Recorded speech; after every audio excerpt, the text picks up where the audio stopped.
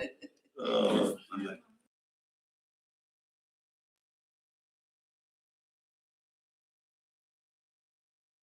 Folks,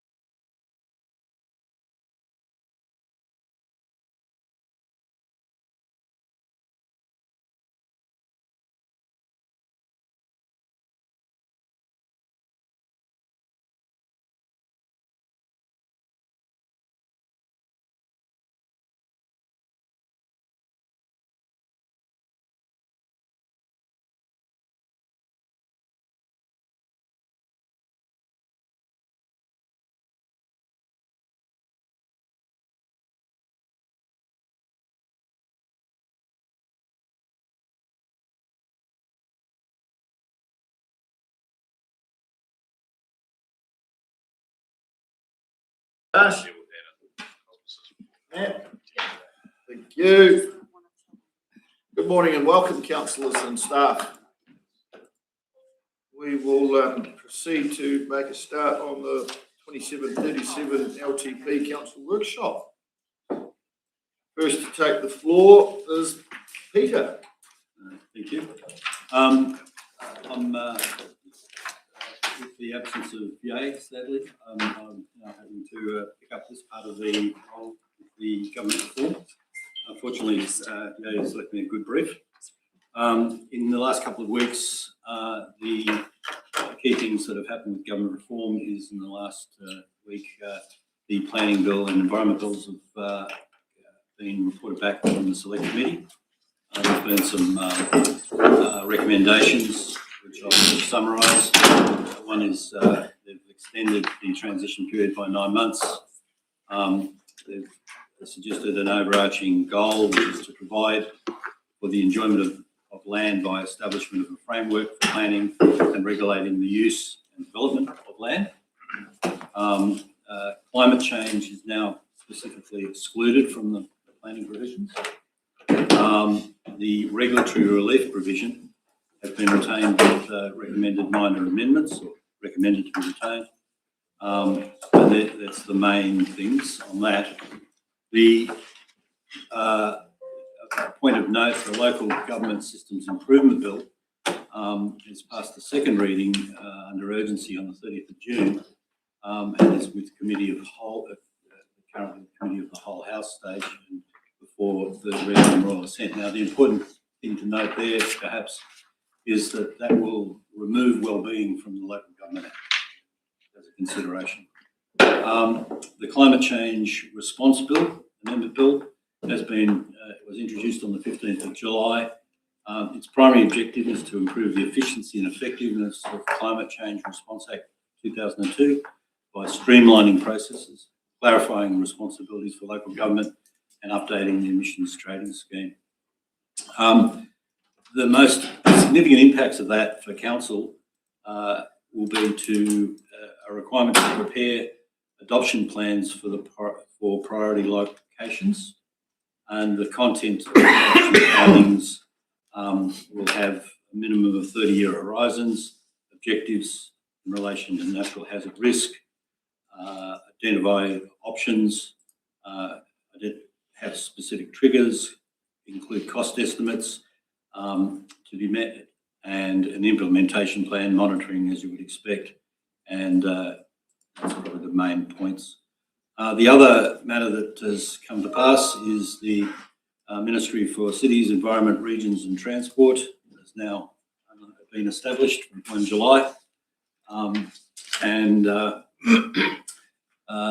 that's probably the key things in the last few weeks. I'll leave it at that, and for you, Your Worship, open for questions. Questions for Peter? I've got two. The first thing is, what was the bill that went through yesterday about local government finance? Not up to date. Apologies. Something to do with the ability to access private funding. I'll have to come back to you on that. The second one is compensation for property rights. Is that still in the? Yes. Which is still going to be pretty controversial. Correct. Controversial to the extent that the committee's recommended it be kept in with some amendments. I'll not across the detail of those minor amendments. The Labor Party has now explicitly come out and said they'll reverse that if they get in, of course.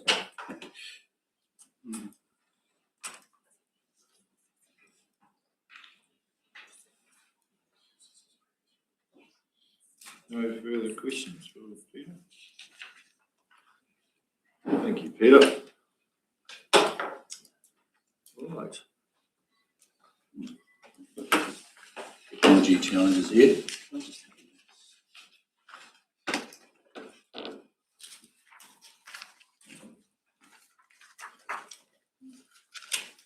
Sharon's up next this year. Yeah, I think we'll just press on. We'll do the technology. Maybe a double.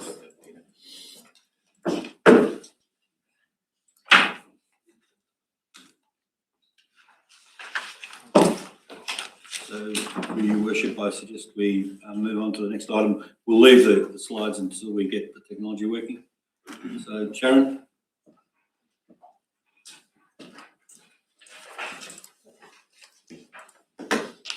You just left click on it.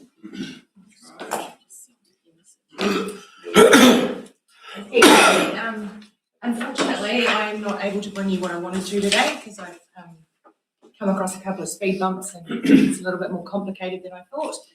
I need to find an opening balance to start with. Otherwise, our loans and all that stuff are out of whack, and without the 25-26 finalised, I've struggled to do that. But luckily, this morning I got a bit out and I found a way, so I should be able to get through that today. And the other thing I still have to do is reallocate the residual costs. I have a couple of those that we've identified that I can take out, a couple of positions that aren't in the waters team that are waters positions. I still need to take those out and reallocate them. So apologies for that, but the intention is to bring that to the next workshop. I should have it by then. But we have brought another session to you today. Jules is going to do a session on roading depreciation because that's quite topical in what we have in our budgets as well. It'll be good to get some direction on that. Any questions for Sharon? What she doing? No questions? Thank you, Sharon.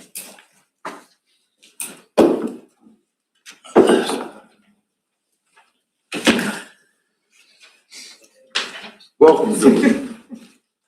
Thank you, Mr. Mayor. So, just like all of our workshops, hopefully this will be very interactive and you'll have lots of questions, and we've got an opportunity to explain things as we go through. So we obviously have a session later on about a transportation AMP, so I'm not going to get into the details of that, but I think this is actually a really good precursor leading into the transportation AMP, because one of the key issues that we've faced through the current year's annual plan is the changes in our transportation depreciation theoretical calculations, and what we have is an approach to how we're proposing to deal with it if council agrees moving forward. So just through this session, I just want to provide a bit of history, give you an opportunity to ask any questions about how we've done it in the past. I'll just give you a brief update. I will just have to stress the transportation valuation for 2026 is still in draft. We haven't received the final one, but we have some indicative numbers out of that. And I'll go through an alternative approach about how we might address that, which we are going to have to work through with LGFA and with NZTA. But in discussions we've had, in previous discussions with DIA, the approach we're proposing to take is exactly what LGFA are taking with the new three waters entities, is what I've been informed. So I don't think it will be out of left field. It's something we're doing already, and it's what we're proposing to the approach to our deficit that we've got between our current funding depreciation and the valuation that we have at the moment, which is still draft. So if you want to go on to the next slide. So back in the day, historically, we used to do a lot more capital work on our transportation network than we do now. And we used to do 15 to 20 kilometres of area wides, and area wide is where you rebuild the road. You basically build a new layer of road on top of the old road. It's when you can't stabilise it anymore, and when you can't patch it anymore, you take a section of road and you rebuild it. And that was based on like useful lives of sort of 50 to 70 years for a road section. And actually, I think we were doing too much. Once we actually had some independent, like this is 20 odd years ago, once we got, and sort of the environment and transportation changed, and there was a big move towards sweating the asset, a lot more, you run the risk that your road fails before you rebuild it, and we've seen that on the state highway network. And we also made a change early on in the piece to move towards more patching of our roads than significant area wides. And we now do a very small amount of area wides. How much a year now, roughly, do you know? It's like a couple of Ks a year, isn't it, at the moment?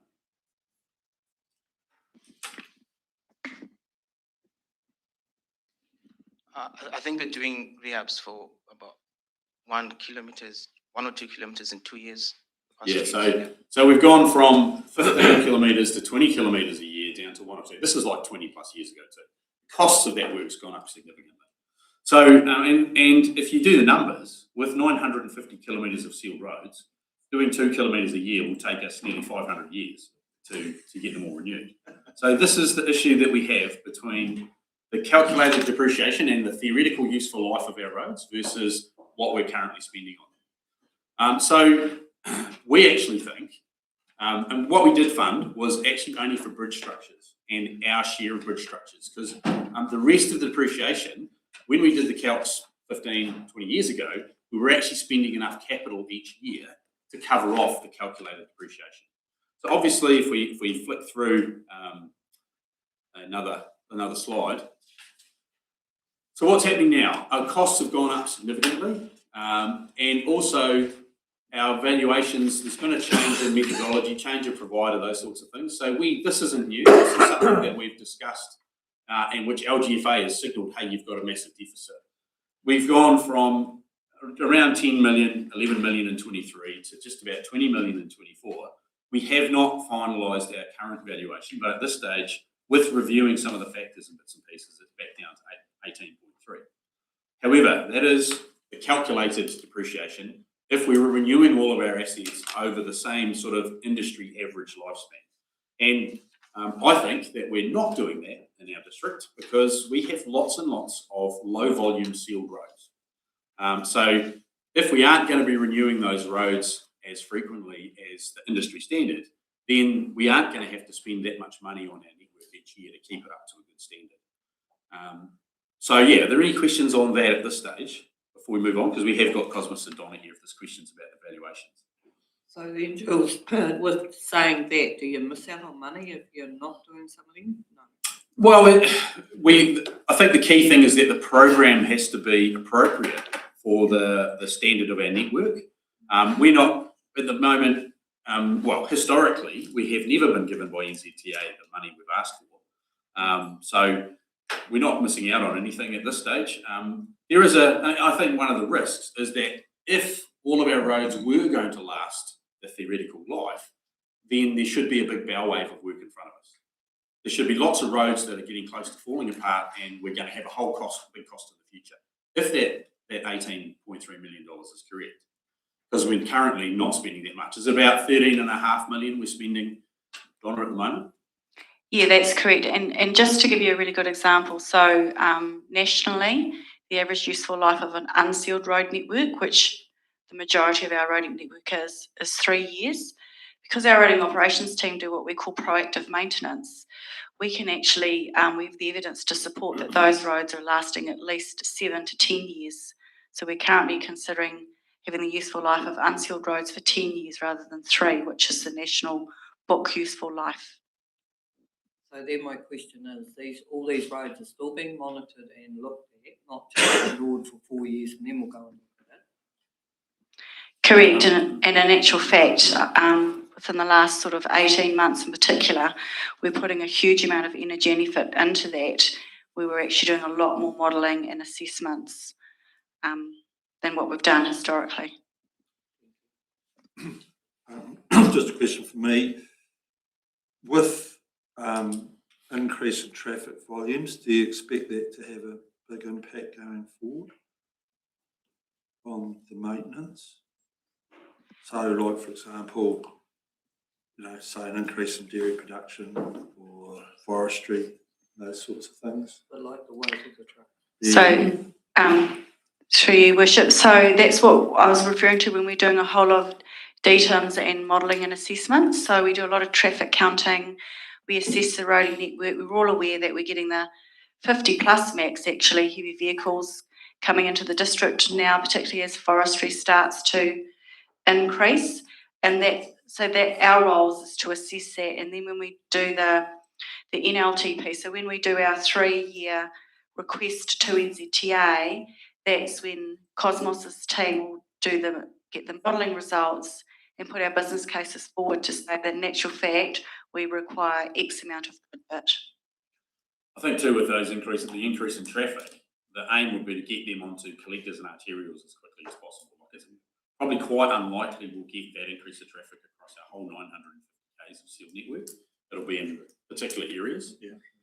And a lot of our network has very low traffic volumes on it. A lot of our sealed network, and that's just a result of decisions made historically, where there was a lot of sealing done just before amalgamation around '89, and a lot of those roads have been tidied up and fixed, and they probably weren't done to the right standard at the time. But since that, a lot of those have been upgraded and strengthened when there have been development, and that we think they're in pretty good nick. Just to put, I suppose, that into perspective in terms of the work, we had a drive around about 10, 12 years ago where we had people from other councils, NZTA, our staff and our consultants, and they were comparing what we were doing in other councils, and that's when some of those changes in the work program happened and it was reduced. It was like we couldn't justify some of those renewal works. And that's what the team does now in terms of looking at what needs to be resealed and what needs to be area widened. And other than a few locations, they're struggling to find sites for area wides at least. Yeah, and just to support Jules there, we had a technical audit with NZTA last year, and they were more than happy with the current condition of our network. Jules, can you just go back and explain for me that useful life when you said 3 years and then 7 to 10 years? Oh, that was Donna. Yeah, Donna. Yeah. What do you actually mean by it? Yeah, so like with any asset, when you buy an asset, so like with us with our unsealed road, the national consideration for what we consider the useful life of an unsealed road, as in before you have to renew it, replace it, nationally is 3 years. And that's digging down deeper, putting in real heavy, thick, heavy metal and reshaping the road. Because the majority of our roads is low volume and majority sort of lightweight or even medium weight usage, our roading team do what we call proactive maintenance. So year on year, I think from memory, James said it's about 50 mil thickness, but don't quote me on that, of metal that we put on the unsealed roads. So they're preserving that life. They're extending that book value life of that road network rather than leaving it and not proactively putting on a thicker level of metal and letting it just year on year have minimal maintenance. We do proactive maintenance, which then enables, we're looking after the road, I suppose what we can say. So we're enabling that road's life to be considered to stretch to realistically 10 years here. And in our report, we've conservatively advised it's 7 years. But we are, with the draft, looking at options of potentially making it a 10-year book value of useful life. The reality is it's probably even longer. Yes, that is very true. That's why I was confused by the numbers, because my road seems to be the same as it was when I was a kid. Yeah. James confirmed with us that realistically, since he's been at this council, we haven't really had to do a full, what we call renewal of an unsealed road, and that's because of the great work the team are doing with the contractors. Yeah, so effectively that 7 to 10 years just stretches out and out and out and out. It could do, yes, but being conservative, reducing our risk, 7 to 10 years seems to be a good comfort sweet spot for us. We keep putting the running course on the road, and that's keeping most of our roads in good nick. There are occasionally areas that get a bit soft and the clay comes through, and then the guys do a bit more meddling and intensive maintenance on them. But we'll talk about that later on. You guys might have a different perspective on our network than I do, but we'll hear in a sec. So Jules, the longer we stretch that out, does that mean we get less funding? No, we're not. It's just a theoretical thing. Like the program that we're putting up is what our guys think we need to spend on the roads to keep it. This is where the level of service options are coming up later on with Cosmos. So I don't want to steal his thunder. That you can have a debate and a discussion then about what a different level of service and a different cost might mean. But at the moment, we're really talking about theoretical book value and what do we fund versus what we spend. And we want to make sure that the value we're saying we're going to do on our network is going to match what we think we need to do, and we don't have someone saying you've got an $8 million gap and that's a deficit that you're going to have to fund in the future, because we don't think that's correct. Now, in terms of when I said before, we fund bridge depreciation. The amount we fund currently this year for bridge depreciation is $430,000 a year. So it's not a lot of money, and we only aim to fund our third of that. But I'll talk about bridges. Bridges are slightly different. The rest of the network, because it's so big, you can do a bit each year, but with bridges, you can get some really big spikes in in value. So that's why in the past we've said we're going to put money away into a bridge depreciation fund, and in previous LTPs we've discussed the level we fund, looking at projected times of when we'll need loans and things like that. But that's the only bit we currently actually cash fund. The rest of it we're saying we're doing enough work each year to cover off the capital that we actually need to do. But we're proposing to change it slightly, and this would be the engagement we're going to have with LGFA and NZTA. I have gone to NZTA and said, we haven't had a response from them, but I've said to them, do you really think we need to invest $8 million a year more in capital in our network? And I didn't get a formal response back from them, but I said to them, what we're proposing to do is to deal with this through the AMP process and look at what we think a reasonable level of investment is, given our network is typically a lot better than most of the measures that the NZTA uses. So if you want to flick on to the next one there. 3 years is long. Yeah, so this is just what I was touching on there. So based on the 2026 draft, and I have the draft valuation in front of me, that says that we should be funding $4 million of bridge depreciation or capital each year. So if we're responsible for 33% of that, then we should be putting $1.3 million away every year into our depreciation fund. And that compares to what we are currently funding of 430,000, or 0.4 million. So if we were just going to straight take just the bridge depreciation and apply what we've been doing in the past, we would need nearly $900,000 of extra rates to fund that share. And that doesn't address if for the rest of the program, they think we're not spending enough capital, that doesn't address the rest of that other probably about 6 million, if we just straight go on the valuation. So that's why we're proposing to move away from the valuation. The valuation's fine from I love accountants, they're great, but they sometimes look at the rules and not the reality. And what we're trying to do is propose a move where we look at the reality. Yes, there's some risk, but actually this will get reviewed every 3 years or every so often.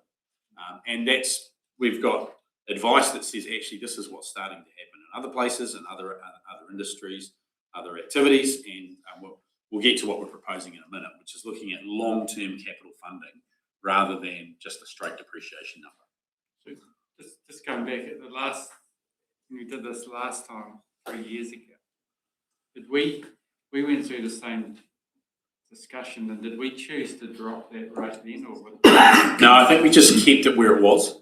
Yeah. We talked about putting more in, but we actually just said, because some of the big bridges were still 15 years out, yeah, and exactly when, like those big bridges, the timing of those is really critical to when this money is needed. Like if those bridges, and I mean, I don't know, maybe I'm a skeptic, but you've only got to look at what NZTA funds when they're replacing their own bridges. They're highly likely to fund our bridge renewals unless they're getting really, really close to the end of useful life or the significant impairment, like weight restrictions and things like that. You just got to look at the Beaumont Bridge. How long did NZTA wait before renewing that? And how much of a priority is the Clydevale Bridge going to be versus what they waited for the Beaumont Bridge? So maybe I'm sceptical, I don't know, but I think potentially those bridges are going to be a lot further out into the future than we've allowed for, but they're still quite a way out. So if it's 15 years out, that's going to potentially move over time. And that gives us more time to deal with that. And that's why we're looking at a 50-year horizon. So some of those bridges may fall into that horizon. And when you see the graph, those big spikes in the graph that's coming up, those are those big bridge renewals. Yeah, and recent in the last year or two, the funding criteria has got a lot stricter and stringent. So we've got to do things like net present value. There's a whole lot of additional work. So if you recall, for the councillors that were here prior to the new council forming, I think it was in 2018, Jules, you'll know because it was before my time, but NZTA agreed to bring forward bridge renewals to cover the 50 max network requirements. That's now changed in the last year, and that's how we're reporting that we weren't able to deliver the bridge renewals the last 2 years because, one, the criteria changed, and then secondly, we actually had to request to get the funding moved into a different work category.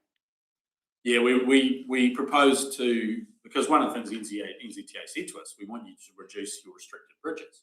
So we said, well, why don't we fund our 30-year bridge program over 10 years? That is to deal with the removal of those 50 max restrictions. So that was Council made a decision to increase the level of service, invest more in bridges, and NZTA agreed to that. But now it's changed. So, but the other thing that's changed, which Donna, you might have some more information on, but they're now talking about 50 max not being a special case, but actually being the standard. So that provides a significant risk to us if we've got bridges that are going to have weight restrictions for 50 max. It'll mean that parts of our network that should be the standard won't be accessible. But we don't think that should fall on us. If at least NZTA should stump up with their share if they want us to upgrade our bridge network, because they are making that the new standard. You don't see trucks getting heavier than that, Jules? There's been no whisper there. Oh, well, there are individual ones, but not as a standard yet. But usually what happens is once that becomes the standard, then there's a bit of creep above it as well. Yeah. But at this stage, that's what's been signalled by the NZTA. So how many bridges in the district, Jules, that if they went that way to 50 max, how many bridges would we have that would fail? I think we'll be doing 2 or 3 a year. Yeah, I'd have to come back to you. I can email Pierre for the figures, but we've got a number of our bridges in the network currently that don't manage that weight requirement. And that's why there's a lot of bridge weight restrictions across. But I'll email Pierre and come back to you. Yeah, just as an approximate number, I think we were trying to do like 30 bridges over the 10 years, give or take. So but there could have been more that are now restricted after that time too. So we'll get that information for you. Right, so we'll flick on to the next one. So we've already had this discussion about the bow wave. When we look at our sealed network compared to roughness factors and things like that, it's generally in pretty good condition. And a lot of people drive on our network and then drive on the state highway network and say, crikey, our roads are much better than them. So we don't think it's likely that there's a big bow wave of work coming up. And that's when we've already talked about doing 1 to 2 kilometres a year. And I think the reason for that is because a big chunk of our unsealed network doesn't actually have much traffic on it. I think when I did some work a while ago, there were 45 kilometres of sealed road in the West Otago area, it's just because it's got lots of sealed roads, that had less than 50 vehicles a day and about maybe 5 heavies, give or take. So that's actually 5% of our network just in that one area that has less than 50 vehicles a day. We do have a little bit of money in our deferred maintenance rating fund. So if there is something that does start to fall apart, that's what that was for, that we could find our share to do that, and hopefully the NZTA would do that as well. We think that unsealed network's generally in pretty good condition. We've already talked about how it's maintained. And when we have people visiting us, we all know that there are problem areas and there are potholes and bits that get soft, but we've had people come to our area and say, we think your roads are actually pretty good, even our 2,000 kilometres of unsealed roads. So what we're proposing to do is to look to fund the expected capital program over the long term rather than the theoretical depreciation. So this hasn't been optimised and hasn't had a whole lot of work go into it, but what we wanted to show you is Cosmos has engaged someone to assist us, who the people who did our valuation, to say, if you look at your 50-year capital program, what do you need to spend to actually fund that? And this was the approach that when we had some initial discussions with DIA, that's the approach they're suggesting the new water entities would take. They wouldn't fund depreciation. They would look at their capital program. They would look at what they needed to maintain their networks and assets in the right condition, and that's what they would then fund in terms of an ongoing long-term capital program. So if you hit the so we haven't looked at different levels of service, and that's part of Cosmos's discussion today. So if there's a desire to look at different levels of service, then we potentially would have to look at a revised program that would deliver that level of service and then recalculate what that long-term capital funding requirement would be. But what they've done is look at a starting point with a 4% per year increase in funding of what would be required to fund their capital program, making some assumptions about escalation and things like that as well. So if you hit the button again, so this is almost our current level of service. This is effectively an aggregation of the capital program, and those big spikes that you sort of see that look brown on that one, I thought they looked orange in the real copy. Those are those really big bridge renewals jumping in there. So this is 50 years, and this is what do we need to spend to make sure that our network maintains roughly its current level of service. Michelle? Didn't we previously cut down level of service, especially on some of the unsealed roads? Not so much unsealed. What we did do was move. This was. Grading or something, wasn't it? No, we changed how we did the grading. So we changed from a measure and value grading to basically paying them for the time they did it. So it was focusing on a quality job rather than just doing as many Ks as they could do. It used to be a lane kilometre price basis, but we changed that in the current contract. And all the feedback we've had in the current contract is that that work is a lot more effective because they're not trying to rush through. They can take the time to get and we benchmark them against what they've done in previous years, but they can get the drainage right and they can get those other things as they're doing it. That's also an operational cost, not a capital cost. Metling of unsealed roads is a capital cost. That's part of this program. And what it's worked out at is it's just under $13 million is what we need to, if we start there and keep escalate that by 4% per year, then we can basically fund our next 50 years worth of capital. And that would, and without getting into lots of detail, that would probably mean we need to fund an extra $400,000 of rates a year. And that the argument we've had, the discussion we've had with the consultant is that's actually more reflective of what we actually need to spend on our network rather than a theoretical $18 million depreciation value. And that would be the discussion we would have with NZTA, with LGFA, and that would be, actually, this is the level of capital we need to fund rather than we have an $18 million depreciation. But we still have to get that over the line with them and potentially the auditors as well. But this is, the advice we've had is this is actually what other entities are doing, so why wouldn't we do it too? And if you go to the next, I know it's hard to see on that slide. I'll go back. Do you want to go back on that one? Oh, just out of pure curiosity, those three big bridge spikes, one of them is Clydevale, obviously. What's the other one? There's three there. No, Cliff is not ours. No, Cliff is no NZTA. way. I think one of the other big bridges is one down near Papatawai, and I'm not sure what the third one would be. We'd have to double check. That big spike in 2073. Yeah, we can check what they are, but sorry, I don't know off the top of my Yeah, because I remember last time, 2037, they had Clydevale. It's obviously jumped out to 2053 now. There's some assumptions about when they're going to need to be done. And, we actually have had more detailed assessments done recently by our consultants, and generally our bridges are in really good condition. I know for Clydevale, when we did the upgrade like 10 years ago, they had assumed that the concrete was going to be a certain strength, and it ended up way stronger than they assumed. Like when they actually did some core samples and tested it, it's like, man, they built this like it's rock solid. They built everything better. I know. So that's, as mentioned before, we're getting better condition assessment about our assets, and that condition assessment information will go into refining when we think it's going to be actually need to be renewed, and it's quite, those really big bridges change quite a bit how much money we would need to fund to over a long-term period. And yes, there are work outside this, but we think a 50-year horizon is more than enough to say actually we think we've taken into account most of the things that are going to jump up in that time frame. So Jules, it's getting replaced, like the Valley Bridge will get replaced because it has to, not because it's single lane, and we're obviously not going to get enough traffic in that to make it practical for double.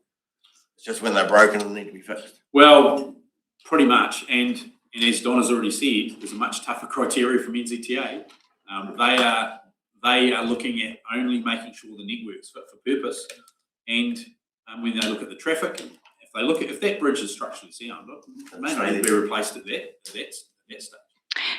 Yeah, so just to support Jules with that, so there's two levels of bridge assessments that are done. So every year is just like a level 1 bridge assessment, and that's just to look at like your maintenance requirements across the district. And then we have our I'll just call it level 2, which is more of a structured engineering assessment. We have to ensure that within a 6-year cycle, we've had that full structural engineering assessment of our entire bridge network done and completed. And that's what forms our program, and that's what helps us to determine whether or not Bridge A, if it was programmed to consider that its useful life was due to run close for renewals, after it's had a structural engineered, which is a very detailed assessment done and completed, that could be presented to us and say, well, actually, that bridge has got an extended useful life of 5 years, as an example. So, Jules, so I see you've got the fund the expected capital program over the long term rather than theoretical depreciation, and so you sort of after a bit of direction from us. Oh no, I'll carry on through, Worship, but we will be at the end. But probably I'd just like you to be thinking about this for when Cosmos is going through the transportation AMP later on. Right. So the direction at the end will be wait until you've seen all of the rest of the transportation AMP stuff, but have this in the back of your mind to say, because one of the things that we need to deal with the transportation AMP is that gap between $18.3 million in our current valuation and what we're currently spending on capital. So if we took that 18.3 and said that's actually real, we need to fund our share of that $5 million. So that's a massive impact on rates. And is it real is the question. And we think looking at this long term, the next graph actually shows a couple of different funding models of that. So this shows the top line, and I know there's not a key there, sorry, I just used what had come from the consultant, but the first one is a step change where we move to what we think we need to fund long term. And that includes that 4% escalation over time. And for that top line, we would need current estimates based on the continued pretty much as we are, would be an extra $400,000 of depreciation a year we would need to fund. The one below is where you have lower payments at the start and they ramp up later on, which is an option, and that's something that you can consider if you're looking at what the rates impact is next year. The only thing I'd say is we're in the current year of deferring costs, and the costs we deferred a couple of years ago are now hitting our communities, and we've seen their response. So that's potentially going to push that out into year 4 or 5 if you go with the bottom line. But what it means is everything below the line, we would need to loan fund, that difference between what we're funding and what we need to pay. And then pretty much at the end of the 50 years, it gets back on an even keel. But I would be really cautious about whether LGFA would agree that approach, especially as extreme as that one, is actually sustainable over the long term. But it's pretty coarse, and we would probably want to redo this once we get some feedback from you about the transportation AMP and exactly where we're going. But I suppose what I wanted to point out from this is there are options. I didn't want us to go through the transportation AMP and then tell you guys in 2 months, oh, by the way, we need to fund an extra $1 million worth of roading depreciation a year. I wanted to have that discussion and have some options about how we deal with that before you're looking at the transportation AMP, because it's so critical to our discussions with LGFA and that deficit discussion, because a lot of that has come from this roading depreciation calculation. So I just wanted to show there are some options. The top option is about $400,000 more of rates than we are currently paying for transportation depreciation. And the bottom one is a different option we looked at, ramping it up over time. So you pay more in future years. So in the last year, what was the figure that we rated for our depreciation fund? 430,000. In total for roads and bridges? Well, we don't fund anything for roads. We only fund our bridges. And with the roads, we're assuming we spend enough capital each year to cover the depreciation. And we haven't done that since our valuation in 2024. So what's the current balance of our bridge depreciation? I can find it for you. And where does it sit? It sits in our overall reserves. I can find it for you in the annual report for last year. Karen's not here, so I can't ask finance. But it's on our website. It's on our list of all of our reserve funds. So it'll just take me a couple of minutes. So we haven't been putting in enough aside, is what you're saying, Jules. We need to up it a bit. Well, the valuations changed significantly, and we've never funded non-bridge depreciation as cash funding. We've only ever said we're spending the money as we go. Because we could say we're putting in $10 million worth of depreciation, but you're taking it out each year to spend it. So we haven't worried about that previously. And until we had that revised valuation, it wasn't an issue. But now the valuation's gone like this, and we've got to look at, do we actually need to spend that, or can we actually maintain our network spending a lower value? And then how do we make that argument, and how do we go and have that discussion with LGFA and with our auditors and those sorts of things? So this is actually a prudent level of expenditure, and this is actually what our network needs us to spend money on. This is the level our network needs us to invest. Next question. Hey, so Jules, that 24 valuation 19.8 came up on. So that had no effect in the 25, 26. We didn't bring that figure to the last year's. No, that was plan? no. Well, it would have been done in our book value.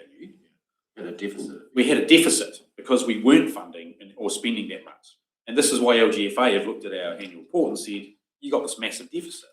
But it's a paper deficit of calculated depreciation versus funded and spent money on the roading network. So the revaluation, that panic figure actually came over a year ago, 24. Yeah, and we've talked about it previously as well, and that was part of the reason for the big deficit. But again, we were looking at that saying, this is theory and we don't think this matches the network. And that was actually even higher than that before the team queried the valuer and said, have you actually taken some of these things into account correctly? So those changes, I think it was just over 20 million, wasn't it? And then they revised it down to the 19.7. So that's where we need to be because it's being used in a different way to what it was historically, we need to be a lot more robust with the valuations. And if we disconnect the valuation from the theory to the actual spend, then that issue goes away anyway. And that's what we're proposing to do. Yeah, previously we were just, sort of okay with just saying, oh, it's a balance sheet only paper type calculation, right? Yeah. But then we got the jolt from LGFA, the bankers saying, hey, You're not sustainable. It's not sustainable from that perspective. And so that made us relook at things and go, well, is the valuation correct? Are we using the right methodology? Because there's no way we would be able to sustain what's being proposed if we went down that pathway to financially support that side of things. So, I mean, it's a good thing at the end of the day, is that made us relook more carefully at an area that we, was sitting there to be looked at, but we hadn't really looked at. And the good news is that the methodology that we're looking at is something that is verifiable, that's something that can be consistent, and it is much more along the lines of what we thought it would be, because we've always felt that the network was in a pretty good condition, and as Jill says, historically we've sort of been spending at levels around what the older valuations were, so it was sort of matching, and that. So I think the work that's being done gives us a good option to move forward, but also decisions. Like you look at that graph, and there's one extreme to another extreme. You can work to, if you wanted to work within those margins, and that. I mean, you could see you're building up. You're not spending what you are, according to the graph there, isn't it? You're receiving the money, and you're above the line for all the way in terms of the top line. So you can play with that. And when I say play, you seriously look at how you maximise, what you need to do versus the how much the rates you're going to need. And if you make some decisions on levels of service, then that'll change that position as well.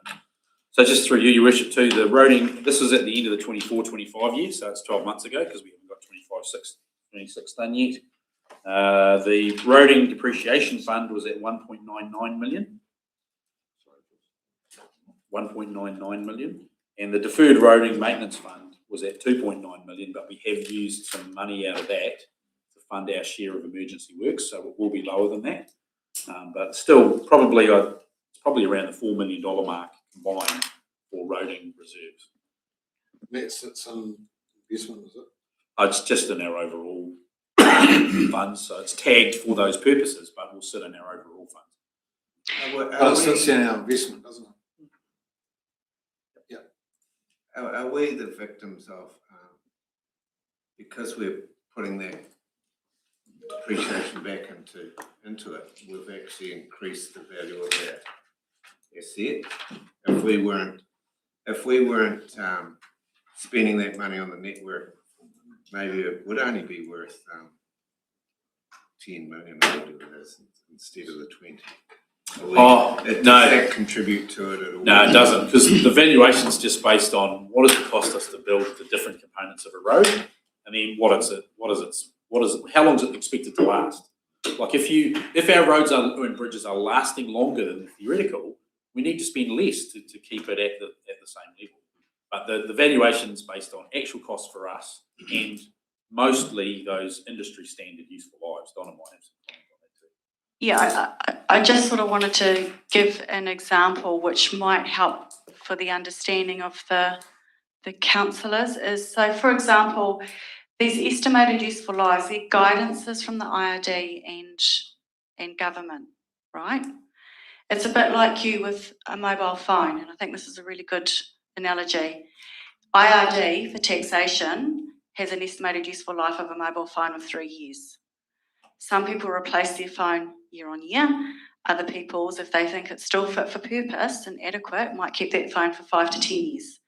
What we're saying is that we have the evidence to support that our network, the individual assets, we believe in particular bridges and the unsealed network and some of our sealed network is actually lasting longer than what the estimated useful life benchmark is. Would the industry standard of the roads, bridges, very similar to what you talked about there, Donna, would that not be the benchmark? Was where you want to be? Like their roads and their bridges are the district's lifeline, so why would you want to underinvest in that? It's a guide. It's a guided benchmark. Like Jill says, it's a theoretical. I mean, you have to, it's like your vehicles. I think cars have a depreciation of 5 years. Lots of people don't replace their cars in 5 years. It's up to the owner of that individual asset that if they believe the asset's useful life will last longer. I think the other key thing, Your Worship, is that our network is a lot lower volume in most of the networks where those national sort of benchmarks are set. So if we have 15 vehicles or 20 vehicles a day on a sealed road, I don't think we're ever going to have to rebuild the base course layer on that. As long as we keep it resealed, that's actually going to last forever because it doesn't actually get much load on it.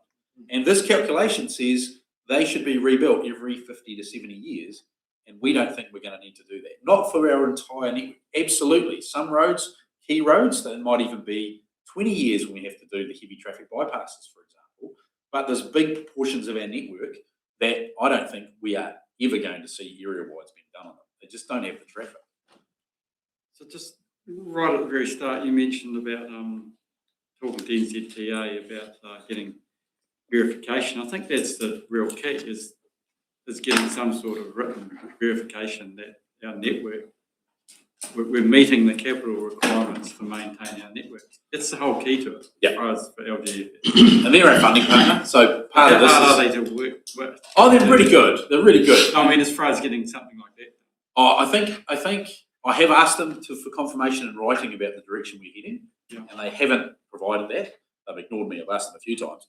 But I just think they don't want to put anything in writing until they actually see the evidence. And now we have the evidence to say to them, this is actually what we think we need to spend. And this is the level that we need to spend it at. And part of the discussion this afternoon are what are the different levels of service we want to aim at. So I think NZTA, I think they'll be great to work with. And I think as long as we can show them the evidence and that we think we're investing at a level that will maintain whatever you guys decide is the level of service, I think they'll be fine with that. And we proved it with the Sealed Road Network program last year. We asked Becca to do a district-wide assessment of the network because historically we were doing our forward works renewals program on the Sealed Road Network due to the useful life, and the age. And we've proven that a number of those roads didn't need replacing, so we actually slowed that program down last year. Well, we also need that for LGFA. So they will still have a view that the depreciation in the balance sheet is what you need to be funding. So we do need the evidential methodology to support a different viewpoint. At the moment, we're sort of saying that's not how it works, and it's just been based on what we know, but we need to be able to prove. And I'm pretty confident that when we put this together and we go and all this is put to LGFA, I can't see why they wouldn't be accepting that. And we have been told that this is the approach they're taking with the Three Waters entities. It's not your depreciation, it's what is your capital program, what do you need to borrow to actually maintain your level of service. So it shouldn't be different to what they've worked through with water entities, but we've got to go through that process. Do you want to hit the next slide, please? So where to from here? Like as Donna said, we've been about 13, but real rough, roughly looking at what is proposed in the slides later on. It looks like we need to lift it up to 12.9. So just estimated based on that. Depends where you guys land with the level of service.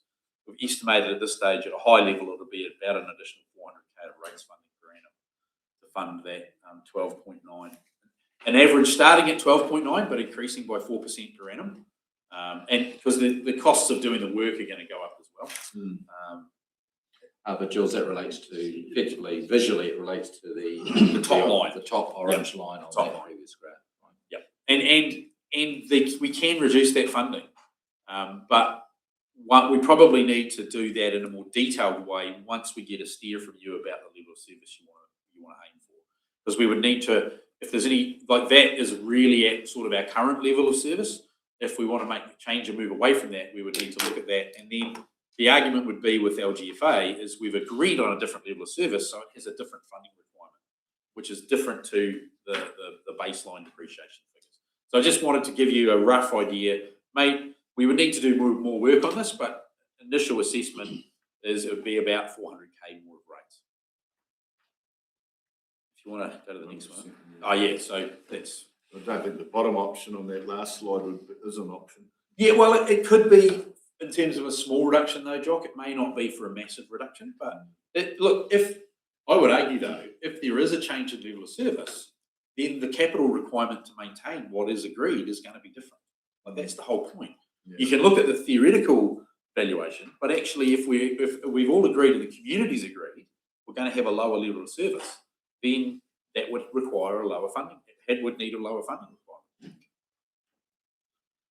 So yeah, as I said, we've already talked about this. We probably don't need to do this. So what we're saying is we think this provides a solution to resolve the difference between our depreciation and capital funding, but we're not asking you for a direction now. We're asking you to keep that in mind once Cosmos and Eric have gone through the transportation AMP. Because whatever you decide in terms of this needs to be incorporated and rolled into that AMP, because the programs and the information in the AMP result in the funding requirement that will drop out of it. But we didn't want you to be thinking, what are we doing with our massive issue with LGFA and the difference between our calculated depreciation while we're going through the transportation AMP later on this morning. We wanted to make sure you had this in mind and we had a potential solution for that, so we're not in such a difficult position moving forward and having LGFA meet with us and say, you've got a massive deficit, what are you doing about it? So happy to take any more questions on that, other than we can leave it there until you work through the transportation AMP. Any questions with Jules? And if you've got any questions that crop up, we can have a chat at morning tea or whatever as well. There's no more questions for Jules. We'll move on to traffic waste. You've kept it ahead of schedule. 4 minutes ahead. Yes. I reckon someone else can use that, no, Jules, then more.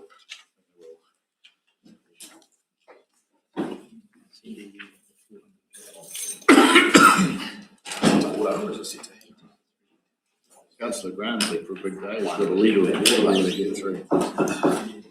Just check that's on. It is on.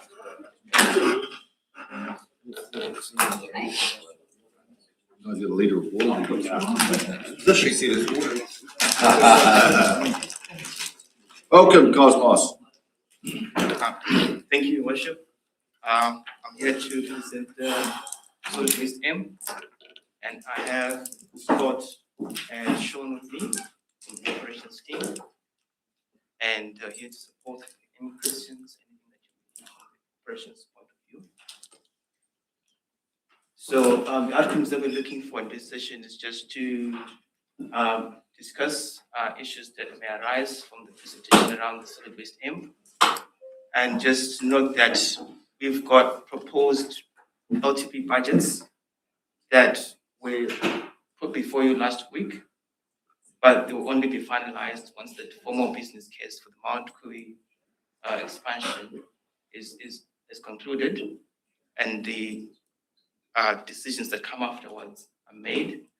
So what we're really looking for today in terms of direction is the performance targets in terms of waste minimization. So that we've got a few slides that lead up to that discussion. So just a question, Cosmo. So what timeline were we? Did we mention a timeline for the completion of the business case? Yes, Was there a Donna and I just talked about that in terms of when these papers are coming to council. So the question was, have we got a timeline for the business case side of things, Donna, please? Yes, we do. We're aiming for the 17th of September council meeting. And there's a huge amount of work that has to be done behind. So following up from the questions that were asked at last week's council meeting, we're incorporating that into the business case as well. We've got the right people on the team to deal with it though, Donna. Absolutely we do. Councillor McIntyre. Yeah, just on that business case, can we expect quite a high level sensitivity analysis as to possible variations? There's three key ones, just while I get the chance, that we didn't have.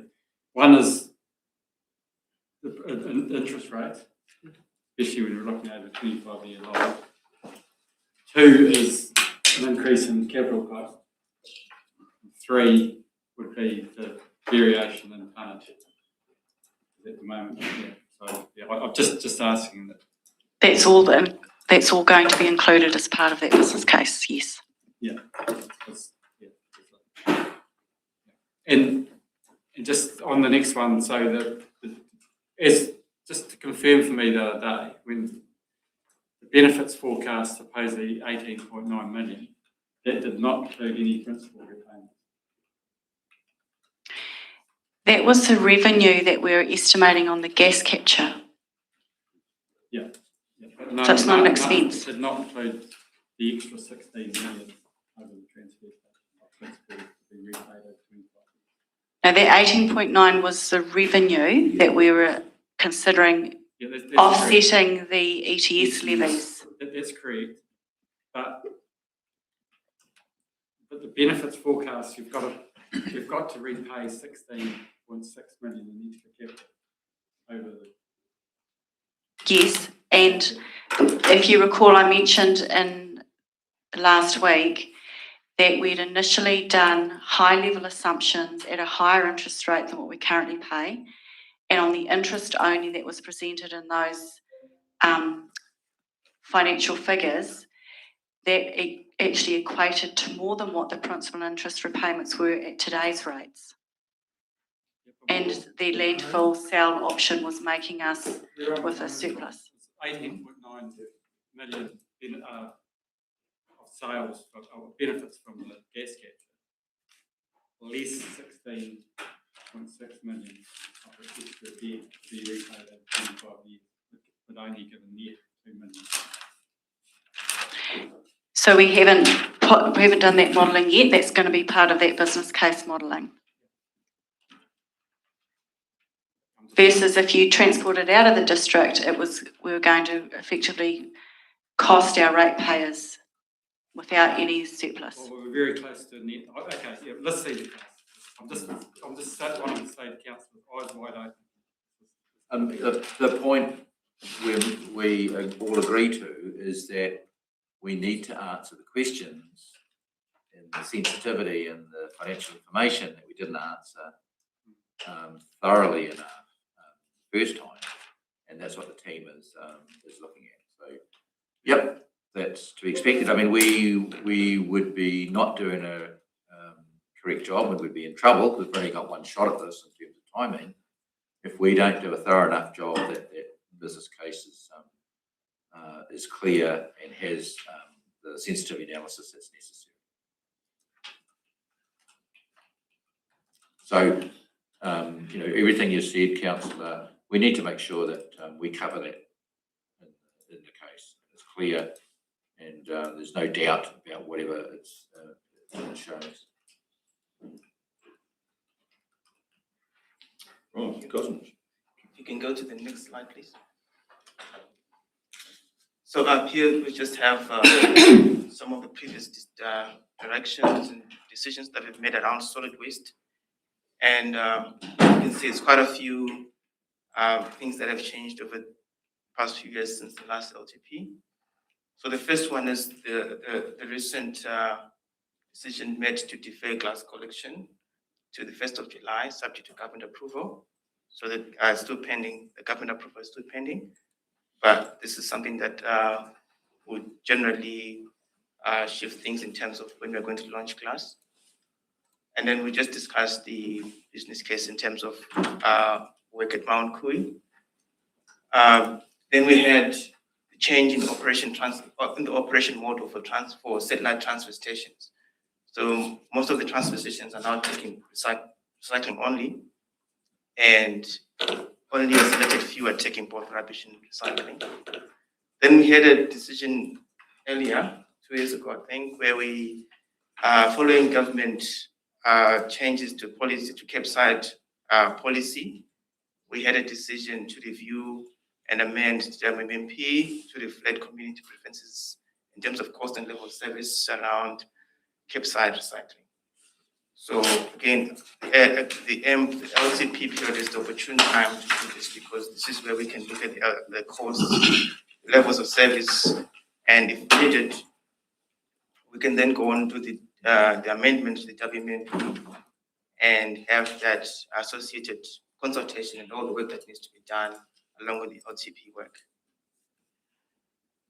So you can move to this slide. Just a reminder of the general options around the future of waste disposal in the district. So one of the options is to cease landfill operations at Mount Kui and put the transfer station to shift waste out of the district. And then the other option is to increase the capacity of Mount Kui landfill by building a new cell and continue to operate as a landfill. Looking at the main drivers in terms of demand, we've got population growth. This is based on our district growth projections that we received this year. So looking at a 8.5% increase in households by 2057.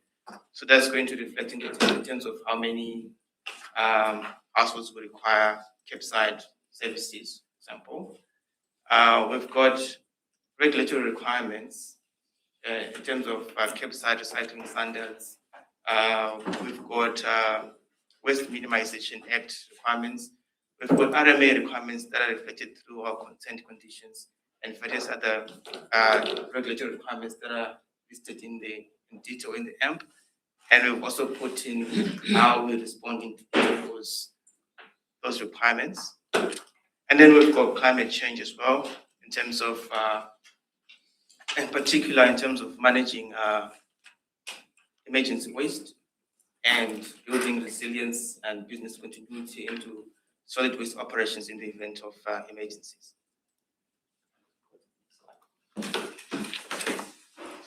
This is our performance in terms of resident satisfaction against the Willowbin service and Mount Kui landfill. This is, I think that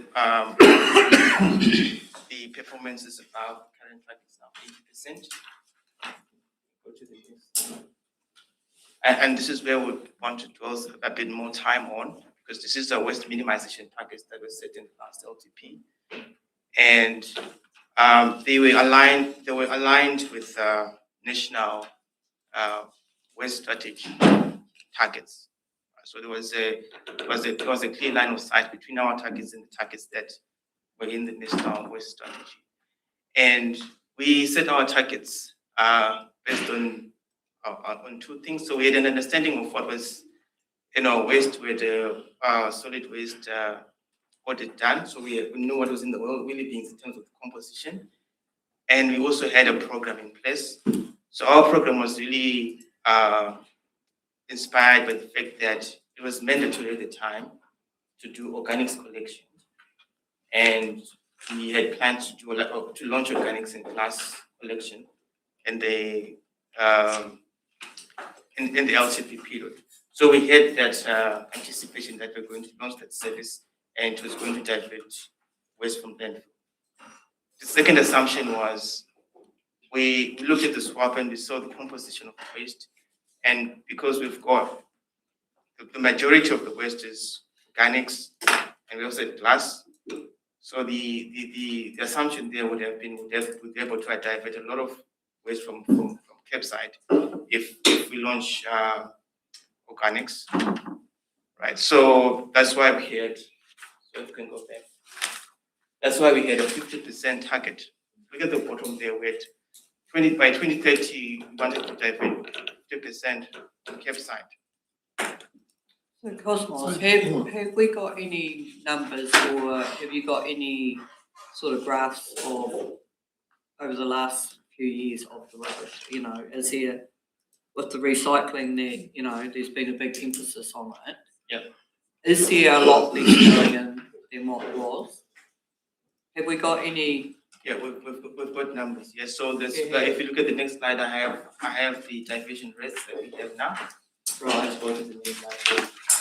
So our diversion rate is just hovering between 7 and 8% now. This is where we are in terms of diversion. But if you look at the amount of waste that we're actually collecting, it's generally going down, and that influences our proposed. So I didn't get that. But it's not a true measure though, is it? Because you're saying that 100% in from it within our district, whereas a vast majority of that tonnage is from the commercial sector. Because of the weighbridge. So it's pretty obvious that you're getting a graph going down due to the rising cost. So is that a true measure of actually waste reducing within our district? Reducing what's being dumped in our one tip in our district, but it's not a true reflection of. So, just to help the team out here, so we know that a number of our commercial contractors are currently choosing to drive past Mount Kiwi because of our gate fees. And that's all going to be part of this business model that we provide to you. We know that. We know for a fact that we've lost a lot of tonnage coming in because of that. The intention will be to bring those commercial users back in-house, rather back in district, if the councils make the decision to construct the new landfill cell. Which then would then go against the government's goals for you to reduce your waste. No, because it's still the same amount of waste, it's just that we would be hopefully enticing them to bring it into our landfill cell. The waste isn't going, like the waste that the commercial users use, that will still be relevant. Yes, we're working very closely on waste education and waste minimisation, where commercial users often, they're looking at recycling and reusing materials now rather than just disposing of it. So there's two different angles there. Councillor Smith. Very on it. Something else we haven't taken into account, I can name 10 people right now that have burn piles, farmers that have gullies. I know it's not above board and that, but there's a massive lot of rubbish not going anywhere near the dump because people think that it makes places. And even around Clothier, you can see people burning stuff. I know it's how I've seen that, but it's getting more and more. I could tell you 10 people now, I could go and dump and throw a load of rubbish at no cost. Might cost a box of beer every 6 months. It's happening and it's happening more and more. I know we can't really control it, it's more an ORC thing, but as the costs go to the dump and that, people are doing it. You see trailers of rubbish going around all over the show. and it's actually quite severe. But that's not impacting on our stats here. Well, it will be because people It's are not taking going in the gate. It's not going to the gate now, it's not going to our dump to get up to the 10,000, it's going out the road. A lot. Is that green waste you're talking about? Always, mate. Everybody knows a farmer, a mate, dumping in gullies, dumping all over the show. 24 every 6 months, They're too- come on. But that's what's happening, you know, and that's going to affect figures, and as just something to bear in mind with figures. So two things to that is that the first thing is, yeah, we definitely cannot measure all the waste that's generated within the district. So we can only qualify to say this is what we have access to. You can't measure. Information. The ministry is trying to get other waste facilities to start reporting as well. So they're trying to get organizations that, for example, that compost their waste or dispose of their waste in different ways to start reporting it, so it becomes more transparent. That's one way of doing it. And then the other thing is we can actually break down our waste in terms of curbside, commercial, and I think we will definitely be able to show that trend of curbside waste going down as well, because we've got that information, so we can actually break down and show the different components of the total waste that is being generated.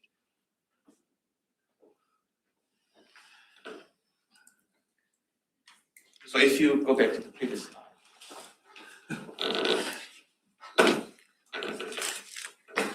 So the targets that we had were based on waste generated per resident and waste diverted as a percentage, right? So we're 50% to be diverted by 2030, which was really ambitious because we had those programs in place. But what we also found is when you launch a curbside service for the cycling, for example, you also have to consider the participation rate for that service. So what we've come back with is a more conservative set of targets that consider what we've learned from other districts that have launched services. Like we anticipated launch class and found out what their participation rate was, and we've sort of tempered the targets, and we've also not considered that we're going to launch an organic service in the next 3 years. So the target that we're setting here is based on us launching glass service, but we've also sort of rationalized it using the participation rates that we have anticipated. So we've come back with two measures. Those give 2 slides. And so we're looking at. Can I just go back to that slide, please, Cosmos?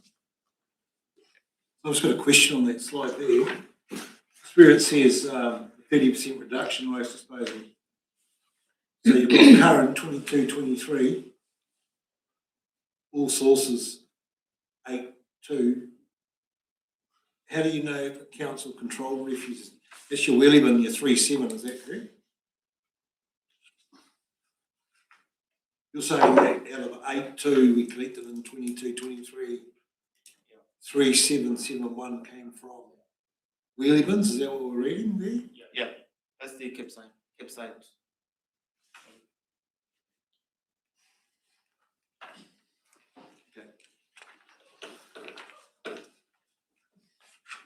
So what we're proposing is a waste diversion rate of 15% as opposed to the previous 50%. Mainly because we're not anticipating to launch organics collection. And when we do launch glass collection, we have also rationalized it based on the anticipated participation rate. Because not everyone is going to be participating in terms of separating their glass from the rest of their rubbish. And we also know that we're only going to launch glass next year. So we're giving ourselves time for that service to ramp up until 2030. That's why we're only looking at 15% in terms of diversion. And then if you look at the trend that we're observing in terms of waste generated by resident, we are looking at a 10% reduction up until 2030. But that's based on the 2025 figures. So 3.7. So when it comes to the recycling of the glass, when that comes in and we've got to do it, we don't have a choice. Is there outfits in Dunedin and that already have the trucks and everything for that, or is this going to be another expense? Contractors. Yeah. They're contractors with trucks. And we've been in a discussion with contractors, and there's a few methodologies that they've proposed in terms of how they can do the bin runs. And so it's an issue of, once we get clarity from the ministry in terms of our options, we can bring back in terms of the most optimal options in terms of our cost and level of service after that analysis is done. So I think, so last week, so then if it's 3/7 of refuse at the moment coming out of our wheelie bins, we're aiming for a 10% reduction. Last week's modelling was showing 4.2 tonnes worth of glass for the 300,000 per annum. So already the 4.2 tonne is beyond the 10%. We need to cut your drinking. Is that right? Like, you're already achieving that goal, 10% reduction. So this is waste generated. So this is not diversion. This is reducing the waste that is generated. So this is a broad category. So if you look at our hierarchy in terms of the waste management, the ultimate thing that we want is to reduce the amount of waste that's generated in the first place. And this is what the team is doing in terms of education and programs that promote reduction of waste that is generated initially. So this speaks to people using alternatives, reusing things instead of buying more material, and that reduces the waste that is generated by the residents. And then once it's generated, the first KPI comes in.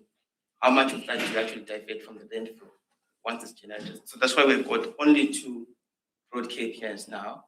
So the first one is to reduce how much we generate, and the second one is of that much that we generate, how much are we actually diverting from the landfill?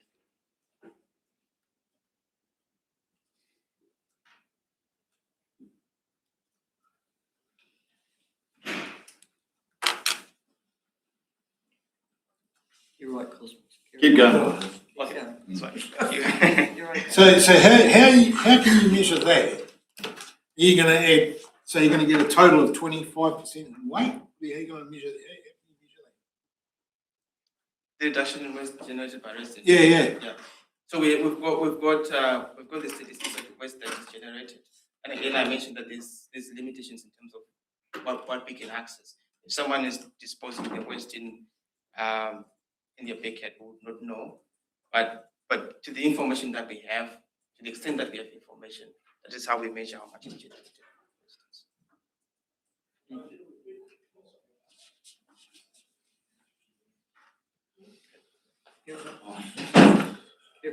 Okay, we go to the next slide.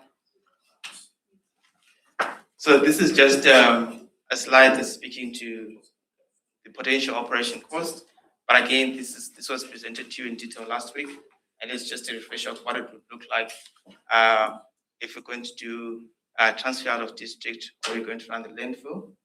And I know you've seen these numbers before, but it's just good to know that when we get to do our AMP, we have one of these options or both of these options in the final AMP in terms of how we're going to proceed.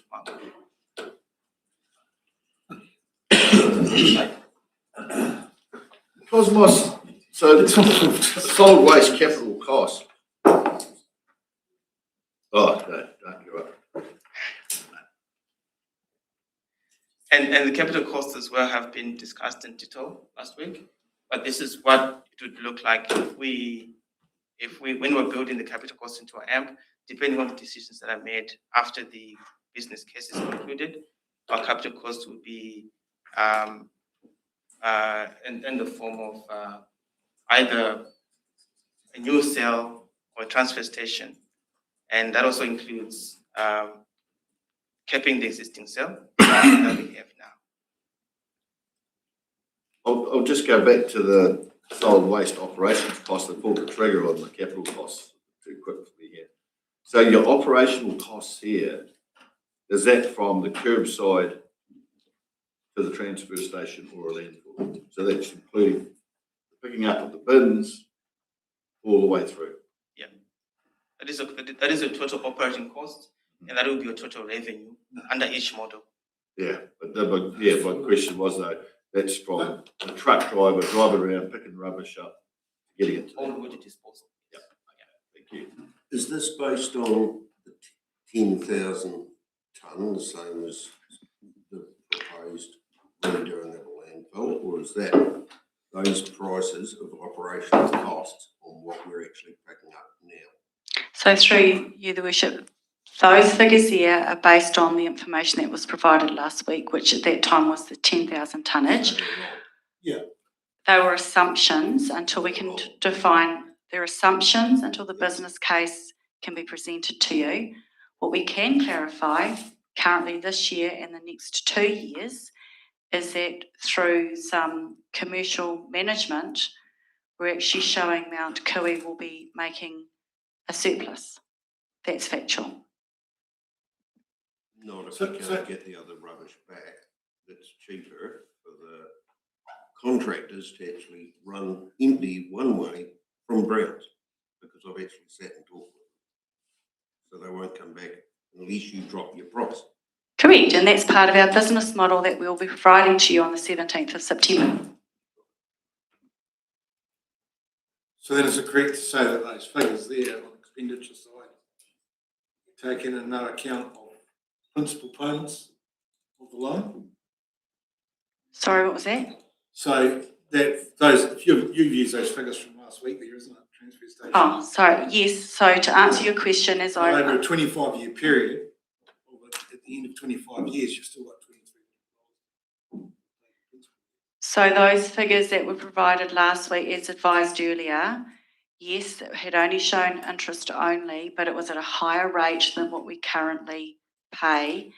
And when I did the calculations with finance at our current principal and interest rate at 4.1%, it was actually lower than the figures put in the assumptions as a guidance.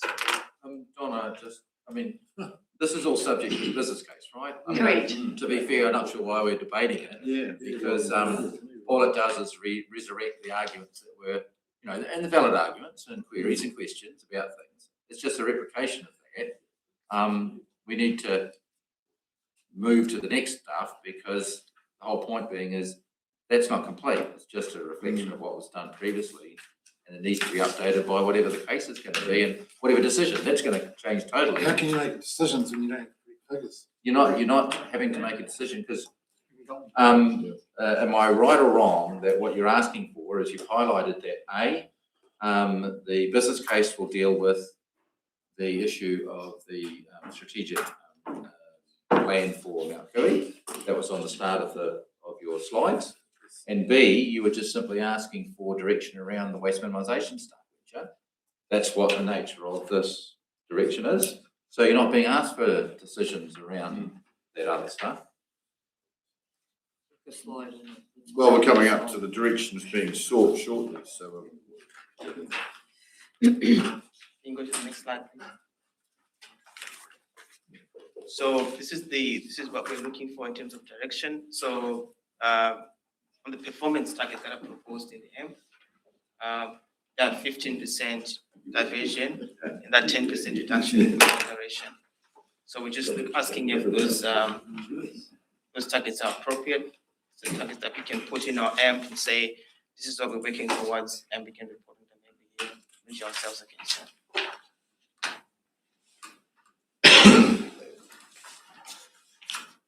Right, questions for Osmos and the team? I've got one more question just from our report on page 24. When I read 7.3, just wanted to get around that one. To continue the landfill operations of Mount Kui, new cell to be constructed 26-27. The landfill construction is stationed to 5 cells.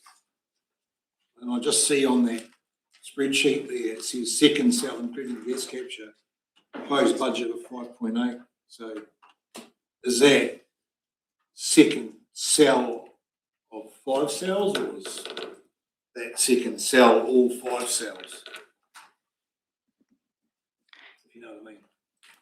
So the current cell, I understand the terminology is a bit mixed up, but the current cell that we are now is coming to end of life. So that cell will be closed off and kept. And then when we establish a new landfill or the expansion of the landfill, it will be constructed in 5 stages and they loosely define the cells.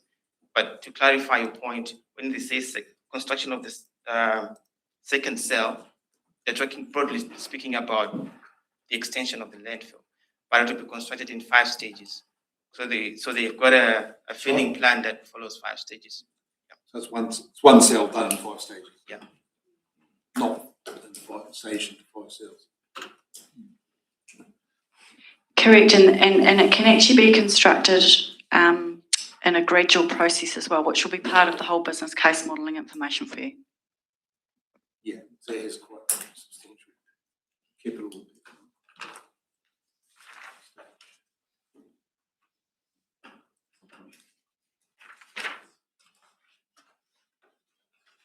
Any questions? They're right, guys, the team are after a bit of direction. So you're asking for direction, proposed direction on the performance target. So a reduction in waste. Yes. You want us to put a percentage around that? So we propose those targets for waste diversion and waste reduction.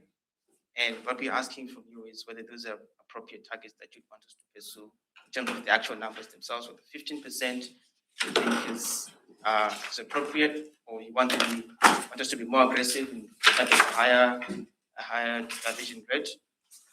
We've explained our rationale behind these numbers, and we can always change the approach if you prefer for us to. Yeah, I think they're pretty reasonable targets. Yeah. They're not. Yeah, they seem achievable. I would be happy to roll.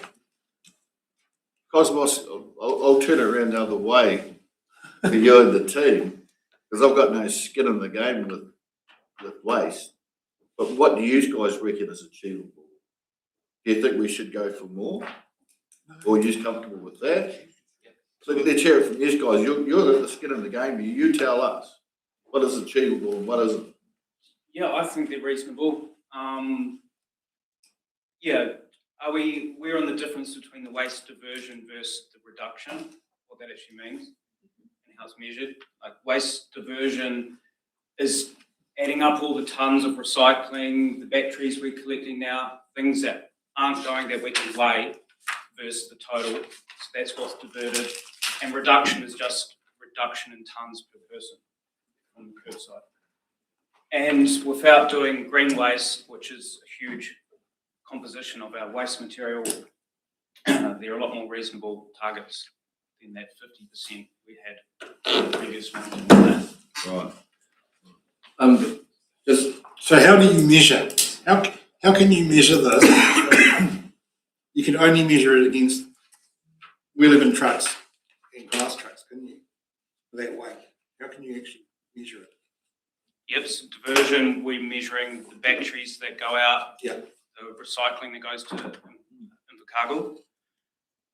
Yeah, and from the trucks collecting the refuge for the reduction, we know the total tonnage, that 3.7 per annum. You'll have an idea too, Scott, what the best households can do too. Right? I mean, you're in that role. You'll have an idea. I imagine you're quite good at it. Yeah.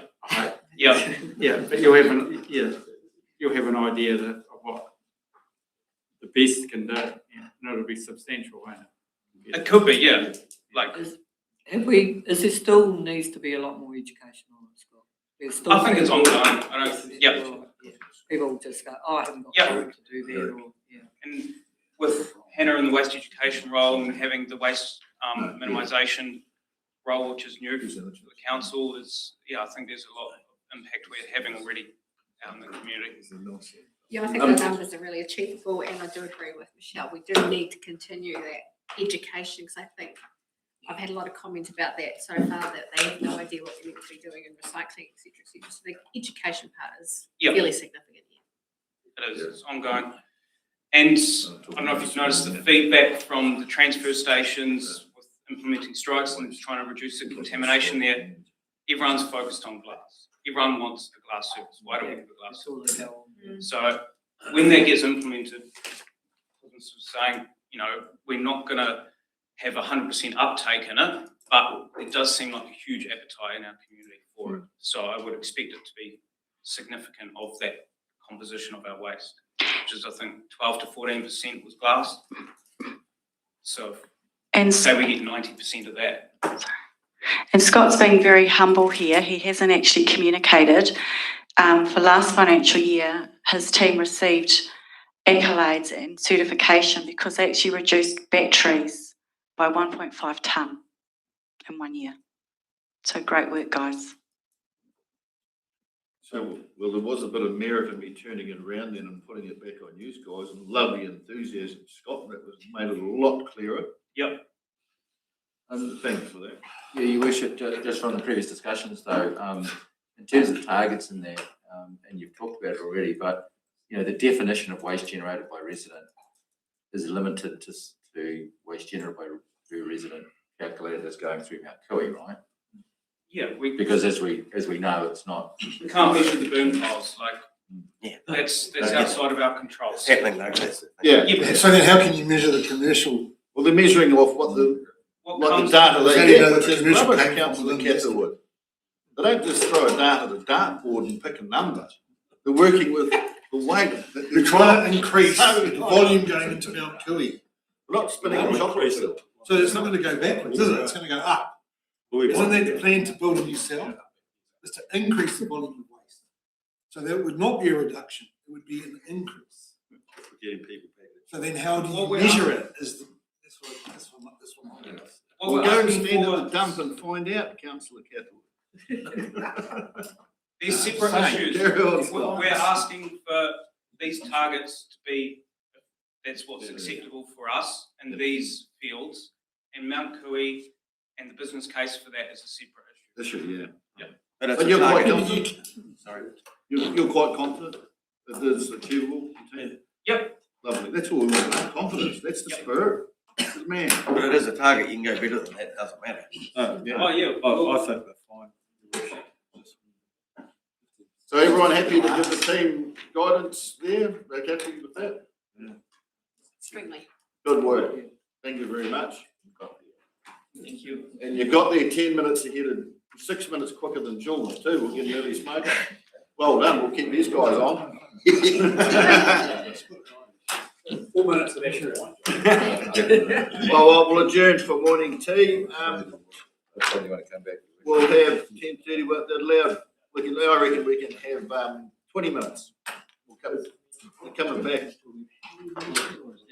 10:40. 10:40. 10:40. Thank you.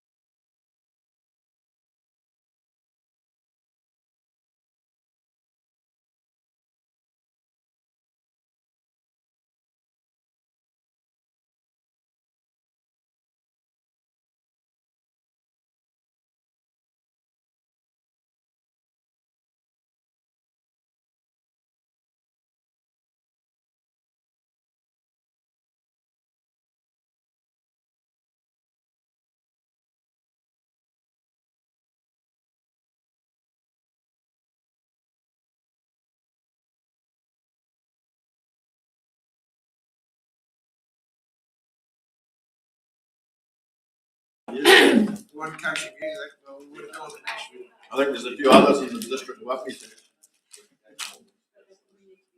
Right, welcome back, councillors. Now we're on to item number 4. Transport app. So we've got Cosmos, Pierre and Eric, is it? Eric, Yeah. welcome. Yes, Andrew Dixon, please. Welcome.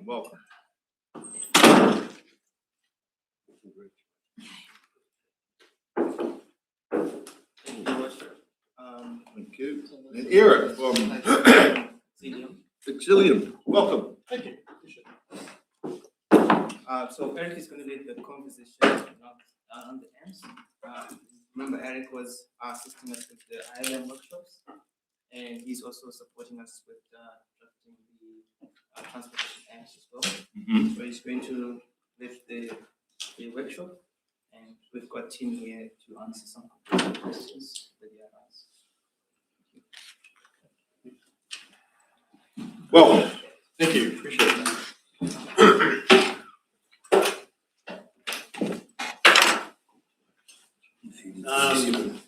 Great to be here with you guys today. I have met, I think, most of you because we did the ILM workshop together.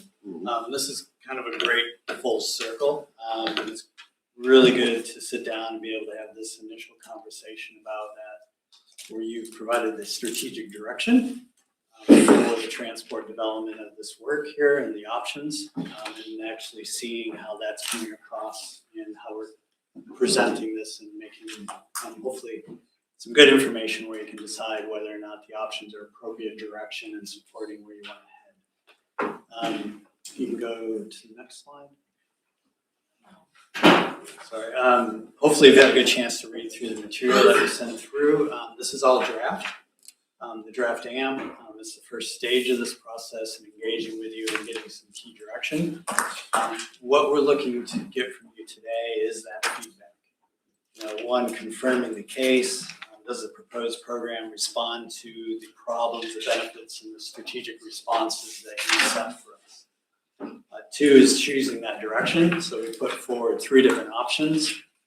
We took a look at a constrained environment. We took a look at an optimized solution, and we also had an enhanced solution. So it gives you a good view of the spectrum that you can potentially consider.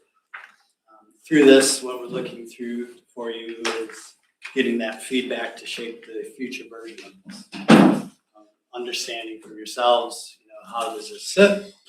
Where are some gaps that we might have that we can come back to you with answers? And also ensuring that the team knows the direction of travel that you are looking to do for the community. So that's for the day. It's always good to put this in perspective of a timeline. One of the challenges with transportation, I'm sure all of you guys know, is half the funding are significant. In your case, 67% of the funding comes from NZTA. So the great thing with that is half that major portion of funding comes from NZTA. The challenge is the timelines don't align.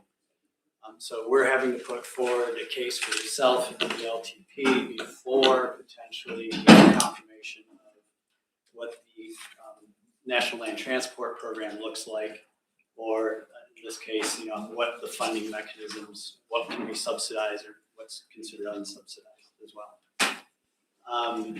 The timelines that we're looking at, so we've got to put in for NZTA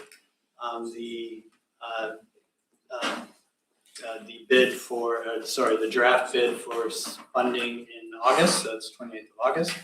This is just the indicative for what we call the continuous programs. The final bid for that is in the middle of December. So there's still time with this engagement here to get direction and make some changes.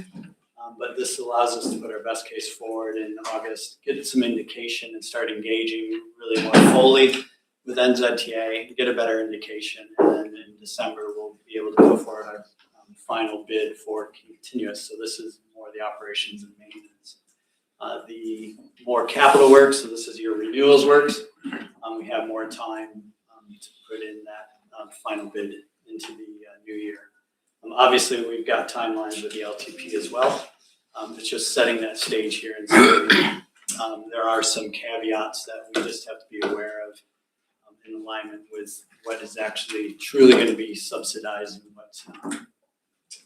Next slide. This here is just showing you, one, the work the team is doing to ensure that there's coherency in the message. We've got the GPS, like I was saying before, we're probably not going to get a new GPS until the new year, probably February timeframe. We've got an election coming up in October. There's no indication from NZTA of when we're going to potentially see a GPS. And depending on the government, that we know that can shift very minor, or it could be quite a major shift. We don't know where it's going to go. Excuse me, a GPS? Sorry, the government policy statement on transport. Sorry, I'll try to stop using. The other thing that we need to ensure that we have good alignment with is the regional land transport plan. So working with ORC, all of our program needs to be put into the ROTP and to show good alignment in that. As it currently stands, and then, sorry, also the CLUTHA LTP and making sure there's alignment there. As it currently stands, we believe we have a really strong position to tell our investment story through both the regional land transport plan, but also through the national land transport plan. So we believe that it's currently hitting the triggers there and putting the best foot forward in how we will shape and asking for that co-funding initiative. In there also, you notice there are the benefits that you provided the team as far as the strategic direction. And we'll talk about those a little bit more. So there's really good alignment in the program as well. Just sorry, through you, Your Worship. The GPS, the councillors who've been here for a while would have noticed that when the government changes, the GPS can change quite significantly. So that is a risk for us with the election in November. Even with the same government getting back in, the GPS can change, but we have had significant step changes in the GPS and priorities after previous elections. So that is a risk that the landscape will change significantly in February if there is a new government. So it's just something to be aware of, especially for new councillors. Moving on to the next slide. The transport problem. So what is actually impacting us and what is shaping that underlying direction of the options that we're talking about today? This is the wording that came out of the workshop that we ran together. So the investment logic mapping. Really good focus from yourselves in setting that strategic direction that we have. Heavy freight demand exceeds our current capacity within the network. We have issues around bridges, HPAV routes. We also have a weak asset condition and risk data. So we need to ensure that to put our best case forward for co-funding especially, and to give you yourselves confidence, we need to ensure that we have more and better data and actually be able to use that as clear evidence. We also have increasing weather and drainage risks, and then aging population and poor accessibility infrastructure came across quite clearly from yourselves. So in response to that, we can move to the next slide. In response to that, what we were looking at is a network that has goals of maintaining a reliable and accessible network that supports competitive business and productive economy, ensuring that we're strengthening our asset knowledge, investment confidence, and maintaining the network so it's more adaptable and more resilient to that severe weather patterns and that intense frequency of storms, and maintaining that accessibility and safe network in the community. So we're looking at, as far as responding to this, it's embedding that risk-based intelligence for our asset management and renewals. It's establishing an integrated, prioritized forward works program, and then targeting our network upgrades and impact for resilience, access, safety. And please feel free to ask questions as you're doing it. This slide here, and sorry, go to the next slide. This slide here, more about you guys know your network. You drive it all the time. The key thing here is, one, it's a large rural network, serving communities in a productive economy. it's a really big task. You've got a big network, you've got some good significant demands on it. It's dispersed and it's a low population density. And it's also freight dependent. So how do we ensure we're managing that well? Next slide. Some of the key things to think about is really how do we ensure that we maintain that stable network, but really focusing on the areas requiring change. So some of the things that we want to ensure that we protect: one, the stable sealed network condition. Two is the ride quality as it compares really well to your peer groups. You're getting good feedback on that. It's comparatively low network cost. We want to make sure that we maintain that. Improved bridge condition knowledge and strengthening delivery and capability. The areas that we're looking at responding is around those pressures that we're seeing emerging. One is that resurfacing below sustainable program levels, as explained in the pre-read information. Bridges constraining heavy vehicle access, drainage and severe weather exposure is increasing, and footpath accessibility and satisfaction under pressure. Incomplete condition risk data for some of these. So some of the key areas that we're looking at focusing on. Next slide. Is there evidence around this? Hopefully you've had at least a perusal through the AMP. We maybe looked at a few key points of interest, but also within the evidence pack. We do believe there is some significant evidence to support the case as we move forward. In ensuring that we have a better response in protecting our sealed roads, improving the resilience, and ensuring that the freight access is appropriate, and ensuring that we have a good level of support for accessibility within the communities.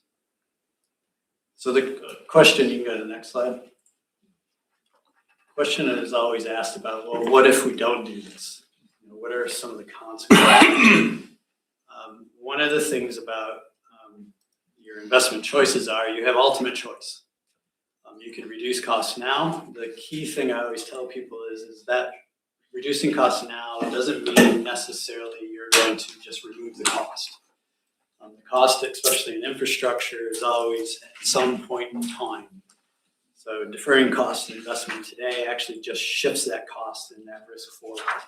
So it's understanding that risk exposure. It doesn't mean you need to do everything today. There's always that balance, but it does mean actually it just doesn't disappear. It just needs to be managed in a different way at a different time. Resurfacing, what we would start to see is surface deterioration and potentially more expensive rehabilitation in the future if we don't manage that well. Bridges, you'd like to see, you would experience continued restricted freight access, more detours, potentially increased costs for renewals, and more vehicle movements and emissions as people have to go around areas, bridges they can't navigate, say for HPV. Drainage and resilience, potentially more disruptions, more reactive work, and emergency costs. Footpaths, continuing declining accessibility, safety, and satisfaction. And then asset information, weaker prioritization, investment confidence, and also NZTA is putting more and more focus for every single dollar that is being requested for evidence to support it. So that's one of the key things that are coming out. Next slide. So with that, how do we respond? Resurfacing. So one of the problems here, if we break it down, so we're resurfacing below the sustainable level. We would look to stabilize this and to ensure that we have a reliable sealed network, looking to restore targeted renewals, looking at resurfacing and targeting the rehabilitation program.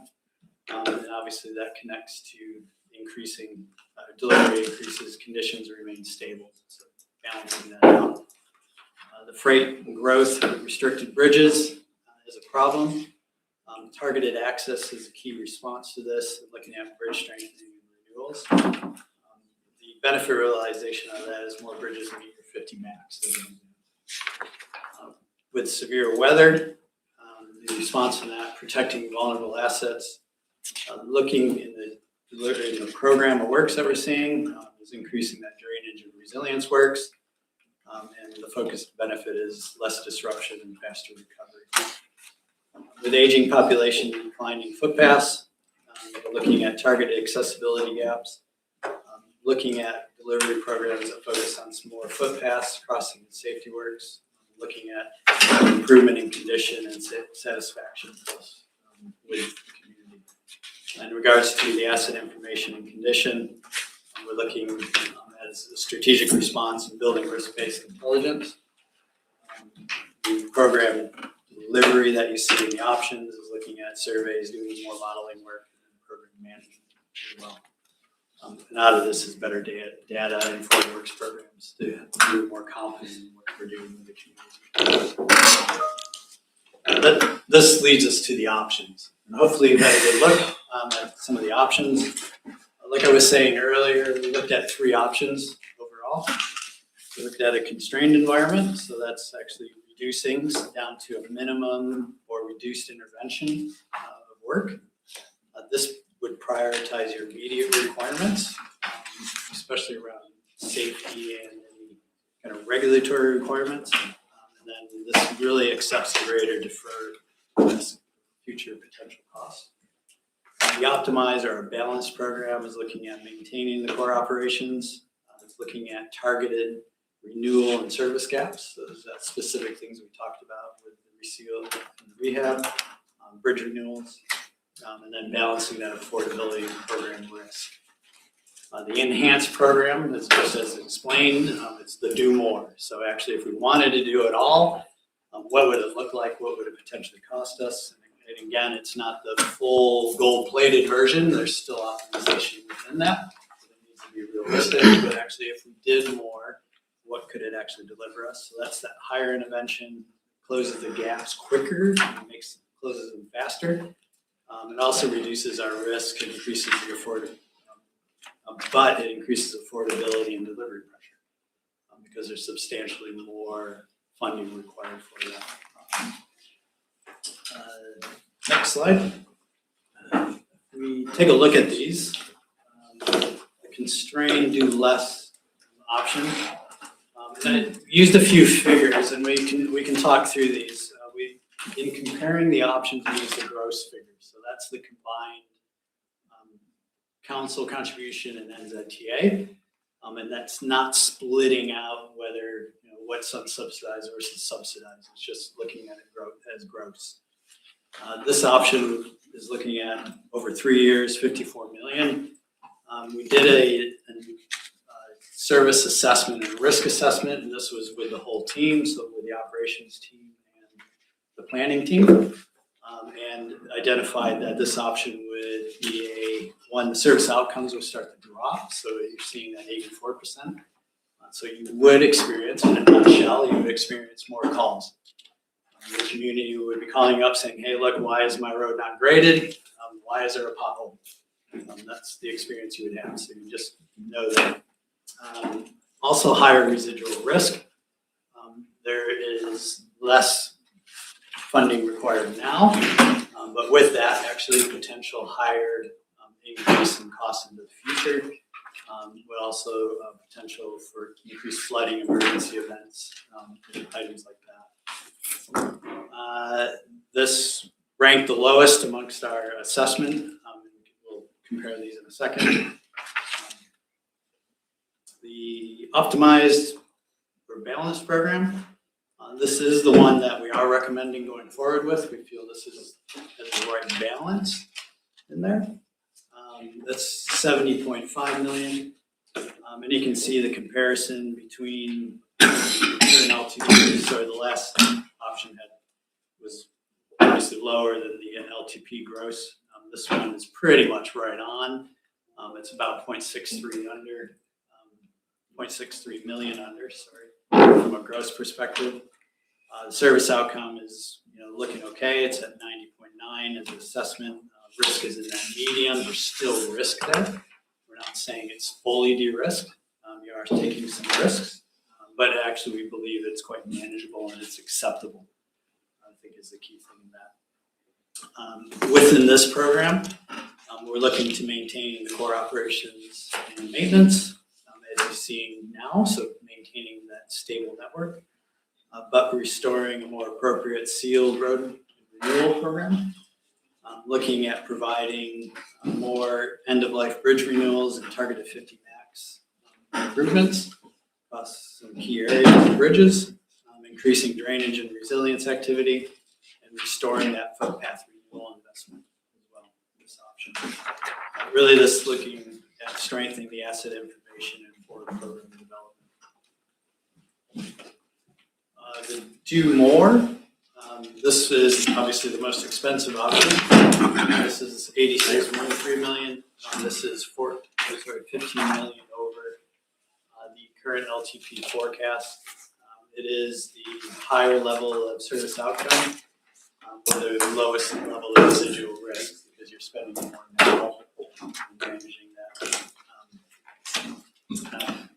I think the rest of that is red. Basically, you're doing more.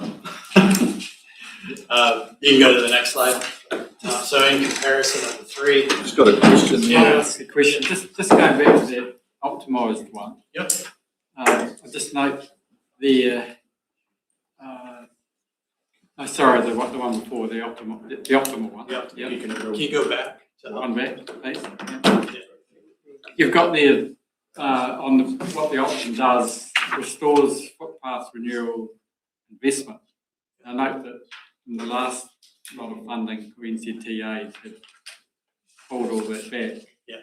Does that assume that we fund all that footpath renewals without additional from NZTA? So that's some of the discussion we want to have. Actually, what is the appropriate direction? Because currently, and I'll point this off on one of the further slides, is actually, even though it's a reduced budget overall in gross, the current work we're doing is we did a little internal rates assessment, and this is only just the transport team. And again, it's just to give a trajectory, just to see. But it would actually increase. Yeah, so it'd be the some of this would potentially be subsidized just by yourselves. Yeah. But this is seeking direction from you if that is appropriate or not. So I know that isn't always desirable. And just to jump in here, currently the footpath renewals was reduced significantly. So if we request this additional money for footpath renewals, and if we were successful, we may be asked to reduce funding in other work categories, potentially. It's not something that we'd push for. We'd request the maximum for everything, but I'm just being mindful and for you to be aware that NZTA may come back with us and say, well, if we give you this, what are you prepared to surrender or sacrifice? Or they might approve everything.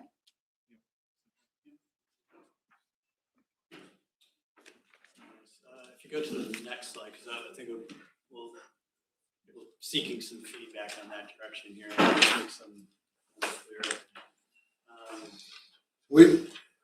Where are we currently at financially per annum?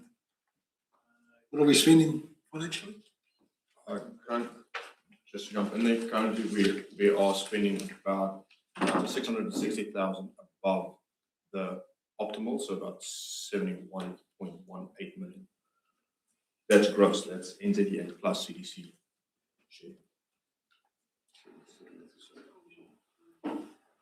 We're spending above that currently.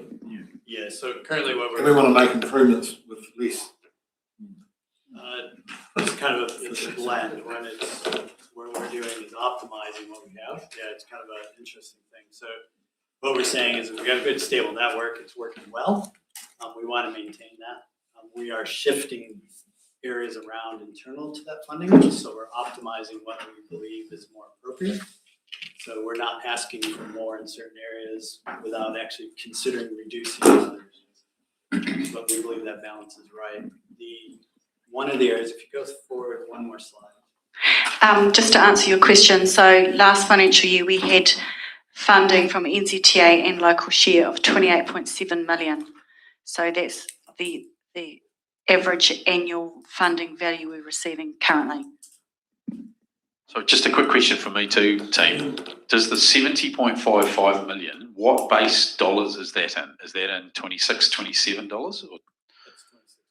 So there's no escalation in for future years? No, sorry, there is escalation. So even with escalation, we're saying it's 600K below our current 3-year program? We currently are as we model it. Okay, thank you. But, and I will, the but, yeah, is actually because of the blend of what's subsidized versus unsubsidized. Again, we're not saying to do this, we're putting it on the table and seeking direction here. Is actually a higher requirement for rates funding because of the balance. So we're looking at potentially doing more unsubsidized work, say in footpaths. And we're also taking a conservative approach around some of the work that is sitting in low cost, low risk, which we didn't get funding with before. And I think Donna made a really good point, is it's always better to go in high, and then we can really push our case because we believe we have good evidence for support. We also don't know specifically what the GPS is going to tell us and what's going to be actually subsidized. But if we have a position, then we can always pull back. So we can't switch the pools around, can we? Well, you know, like our cycle lanes that we don't need to do, we could put that money into footpaths. No, so NZTA has really ring fenced a lot of the work categories that we can't shift between a lot. There is work categories we can shift to balance the budget and to push money to more to, let's say, bridge renewal or bridge maintenance and bridge renewals, but we can't shift from bridge renewals to, let's say, footpaths. Really astounded me that the government put so much money into cycleways. Correct. And yet we haven't got places for people to walk. Correct. That's part of the funding that was pulled back by the new GPS that came in 2024. Sorry, through you, Your Worship, our previous philosophy has generally been if it's normally a subsidised activity, we don't do it as unsubsidised work. Can you just at a really high level, what you're suggesting we might consider doing as unsubsidised work? Because that's probably a really key bit of feedback we need to get from council if they want to proceed down that route or push really hard for those things to be subsidised. We are focused on footpaths and bridge renewals. Bridge renewals, there's two different sections we can do it, apply for funding for, end of life and levels of service. A lot of our bridges few of our bridges are restricted to 50 max. That doesn't mean they're end of life. That means their levels of services drop below what we deem applicable. And shifting from work category 216 to 341, the bridge funding will be subsidized. But as this for this approach, we looked at the entire work category of 341 not being subsidized. So essentially, it is very confusing. Essentially, we're looking at, for the next 3 years, making a good case for our work category 341 to be subsidized. And that will drop the rates baseline. I think we just, a little bit more explanation about that, because I think everyone's like clenching now, thinking what the heck regarding bridge renewal. So just to recap, our funding normally is under work category 216 for bridge renewal work. NZTA made a more stringent requirement for that funding to be released last year. And from that requirement, most of our bridges, well actually all of our bridges that were in our renewals program, that had been programmed to be done, no longer met that criteria. So what we had to do was request from NZTA that we could move the funding into work category 341, which is low cost, low risk. They've allowed that and approved that for this financial year. I think what the guys are trying to communicate to you is, of course, our intention is to continue that. But if NZTA made the decision that they would not support that going forward, and a lot of our bridges, because they're not meeting the net present value requirements associated to unlock that funding, our council may be in a position that we may potentially have to consider non-subsidised. Is that correct, guys? So just to be clear, so you're saying they're not worth it for NZTA, but you think we should still be considering them? Again, that's dependent on the application we make to NZTA for the funding. The bridges, NZTA's standpoint is if it's not end of life, if it doesn't fall to bits, so in layman's terms, then it's not getting replaced under work category 216. So then it doesn't need to meet 50 tonne? That just because it doesn't meet 50 tonne or can't carry 50 tonne doesn't mean it's end of life. I had this discussion with the NZTA, so that means it doesn't meet the levels of service required. Replacing a bridge because of levels of service is a different work category. That we can do that under work category 341, low cost, low risk, local road improvements. That's the entire name of that work category. So that essentially would be a local road improvement, because then we would allow 50 max to cross those bridges. So strengthening of existing assets. Correct. Well, renewing them, it will be renewed. So, as we tried to explain, in prior years, NZTA approved to bring forward a 30-year bridge renewal program for this council into 10 years so that we could strengthen our bridges so that 50 tonne or greater vehicles could use the network. They've stopped that now. They've now reverted back to it has to, like Pierre said, unless it's literally about to fall down, with the evidence of that, they won't fund it under work category 216. So have they then reduced the pressure that 50 tonnes have to go around? No.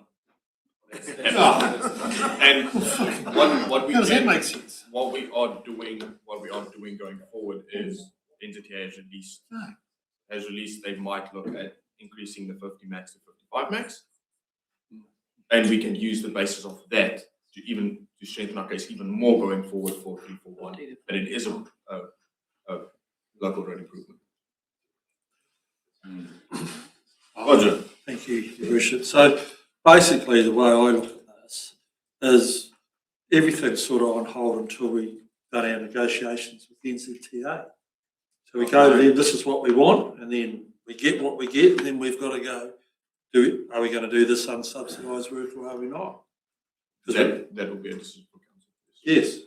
Yeah. So now, as Eric said earlier, we are looking at getting direction, what we would like to approach NZTA with. Yeah. And it's just being really clear that there's potential risk in proceeding forward, but ultimately that final decision still sits with yourselves, whether you want to go unsubsidized or not. But it gives us a good, clear steer in saying, we believe this, there's evidence behind this program and how we proceed forward. This is our best option. We believe you need to fund this. Yeah. And that's the case we push forward with. Yeah. So Dean, so Pierre, with option 2, we still the 90.9 average service. Is that roughly what we're delivering now? Correct. That is correct. Essentially, the optimized is matching as closely as it can to our current levels of service. Dane. Okay, so just confirm we spent 28.7. We took total rates. That was the budget. The funds available from NZTA and local share, that was the budget value. So between rates and... That included carry forward values from last year. Yeah. So to give you an indication, we delivered operational and capital just short of 52 million this year. A large significant factor of that was the bridges that we hadn't been able to deliver for the last 2 years because of the changing in the funding criteria. So, for example, last year we were looking at carrying forward into this financial year $6 million just for the bridge component. Yeah. So can I ask what the rating contribution towards roads and bridges this financial year is? Which makes up 33%. So, the rating, the the bridge side of it will be out of our depreciation funds, so there will be no direct rating component for that. The operations and the other capital has the 33% and 67%. But have not been doing any unsubsidised footpaths or any unsubsidised bridges, and we haven't even been doing any unsubsidised seal extensions. They've all been. We only have done them when they have met the criteria for NZTA assisted funding. But there's a real two really key, sounds to me like there's two really key areas we need direction on. Would you do, and if, correct me if I'm wrong, but isn't the footpath renewal in this program about $1 million a year? So that's, if we do $1 million subsidised, it's obviously 330,000. If we do it unsubsidised, it's going to be $1 million of rates, or loan funding. So we need to look at loan funding if it's a burst of work rather than a consistent long-term program. I've got a question for you, Pierre. So on your modelling here, what's the difference in our rate take that the ratepayers have to pay on the modelling? In the modelling, this is what our calculations is. Yep.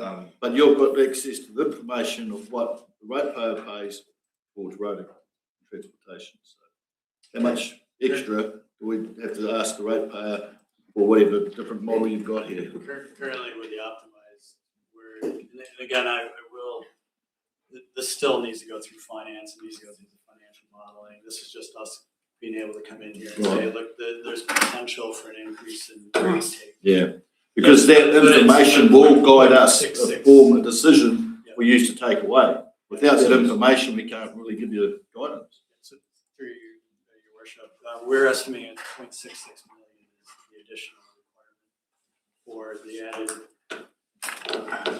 not unsubsidized work is what it does. So it'd be an increase in 0.66 million. You're saying that's to do with footpaths? And the bridge renewals for the... But the bridge renewals are just out of depreciation, so it wouldn't impact the ratepayer. Which, through that month, Sorry, just to be clear, at 33%, we could fund them out of our reserves. At unsubsidised, we won't have enough reserves. We'll need to look at, and that's part of that discussion this morning too about the overall funding envelope that we're going to require going forward. So, and there was a discussion here about an extra $400,000 a year rates to fund the program. But there's some really key decisions about whether you want to include I think at the very least we should be proposing to NZTA that those programs are assisted. The other thing to keep in mind is we will not know that decision until August, September next year. So we will have had to have set our rates next year for the LTP, and we will still be unclear as to what NZTA will fund and what they won't fund. Yeah. So what's the figure this year, roads and bridges, paid from the rate? What is that figure? 26, 27? Don't know, we'll have to find that out from finance. We don't have that on hand, sorry. Oh, actually, give me a minute. Can we find that out?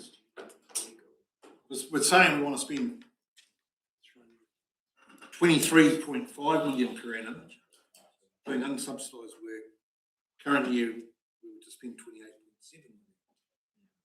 And then you look at some of the wording is resurfacing below sustainable program, bridges constraining heavy vehicle access, drainage and severe weather exposure increasing. So there, Isn't enough. Sorry, what was that?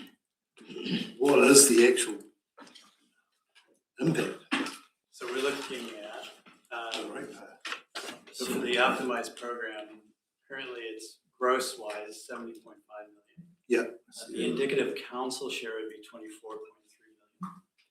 So that's the indicative council share. So the rates impact, and again, this is just our modeling that we've done, so we can come in and have a conversation about direction. That we need to sit down with finance, get those specifics, so we can answer those. We are saying that the unsubsidized work with the footpaths. So as Donna was saying earlier, you don't currently do any unsubsidized work. One of the strategic directions you provided us was we would like to address that issue. So we're coming today and saying, well, to do that, currently NZTA doesn't subsidize that work. So to actually increase the level of service would require some unsubsidized work for one. The other is with as Donna was talking about, with the bridges.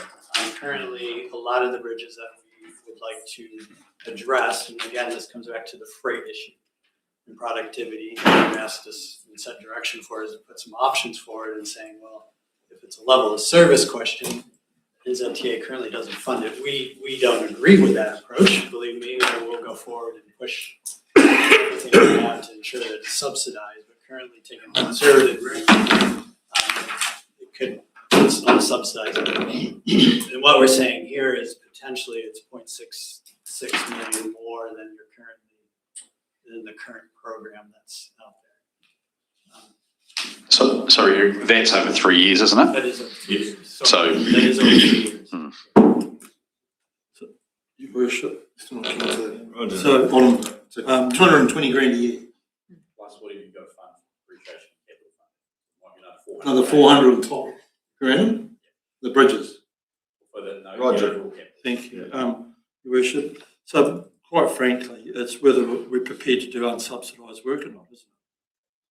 So with this model, we can say, okay, go have a look at that, and then if we're not going to get subsidised, and bearing in mind what we're trying to achieve here, and that's save some money somewhere, that's probably something we're going to have to discuss. And the other thing we've got to be mindful of is we do not want our asset deteriorating. So we need to maintain it to the standard that's suggested in my view. So it's how we do that. And the only way I can see that is through not doing any unsubsidised work, which goes back against what we talked about before about our footpaths, because there's demand for that. But it comes down to can we afford it or can we not afford it? The other way of looking at it, Rog, is this is actually your core business. Yeah. So we've got to stick with this and cut the money from other stuff.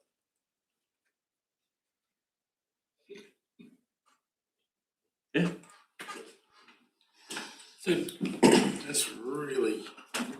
But we still Simon. put a thing through the NZTA for footpaths. Correct. Yes. We try. The budget we have and the cost we have is what we want to. Which is important for our community. Yes, it's what we want to apply to NZTA for. Yeah. The problem is we can't say what they will and what they won't approve. For previous, Jules, you can direct on this. Prior to 2024, we had funding for footpaths for a certain amount. That going on, we applied for 24, 27, we applied for 742,000 odd, and we lost fund. NZTA didn't approve that; they approved only 40% of that fund. It was about 150 grand a year, wasn't it? Correct, 142,000 that was approved from the amount of 750 odd that we applied for. So, Simon. Yeah, my question was, okay, so we've got this dilemma with, we won't get final approvals until August 27. Past the LTP. Past the LTP. So if we were to overrate and then decide, no, we can't do this, are we able to transfer that extra rates into the reserves? What do we do with that? Jules. So that is exactly how we have our deferred maintenance roading fund from this sort of activity happening in the past. And absolutely it's gone into reserves because we would expect we would need that work before. Things like capital though, for things like footpaths, if we're going to loan fund those, because if it's a burst of work rather than a continual program, then there would be a case for loan funding it, and that wouldn't actually start till the year after we've done the work. So that sort of detail would need to work through exactly how that might work. Same with bridges. If the bridge renewals that might be considered non-assisted, you might say, is this a burst of work or is this actually going to be ongoing activity? If it's a burst, we could consider loan funding those too. And that detail, we wouldn't have got to that detail in terms of the funding yet. This is the high-level principle.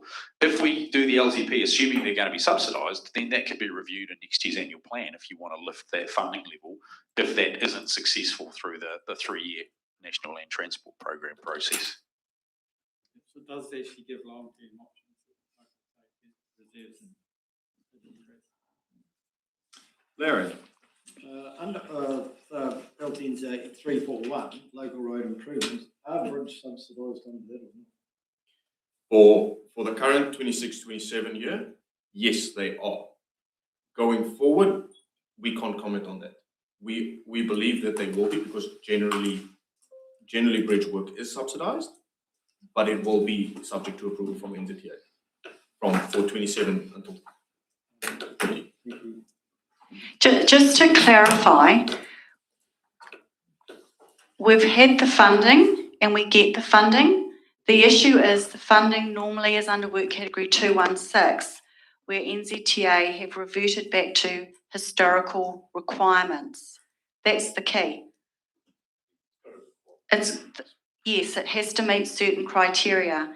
And for the last 2 years of our planned work program, because we were looking at a 50 max accelerated program, which had been approved by NZTA, those bridges did not meet that criteria to unlock that funding.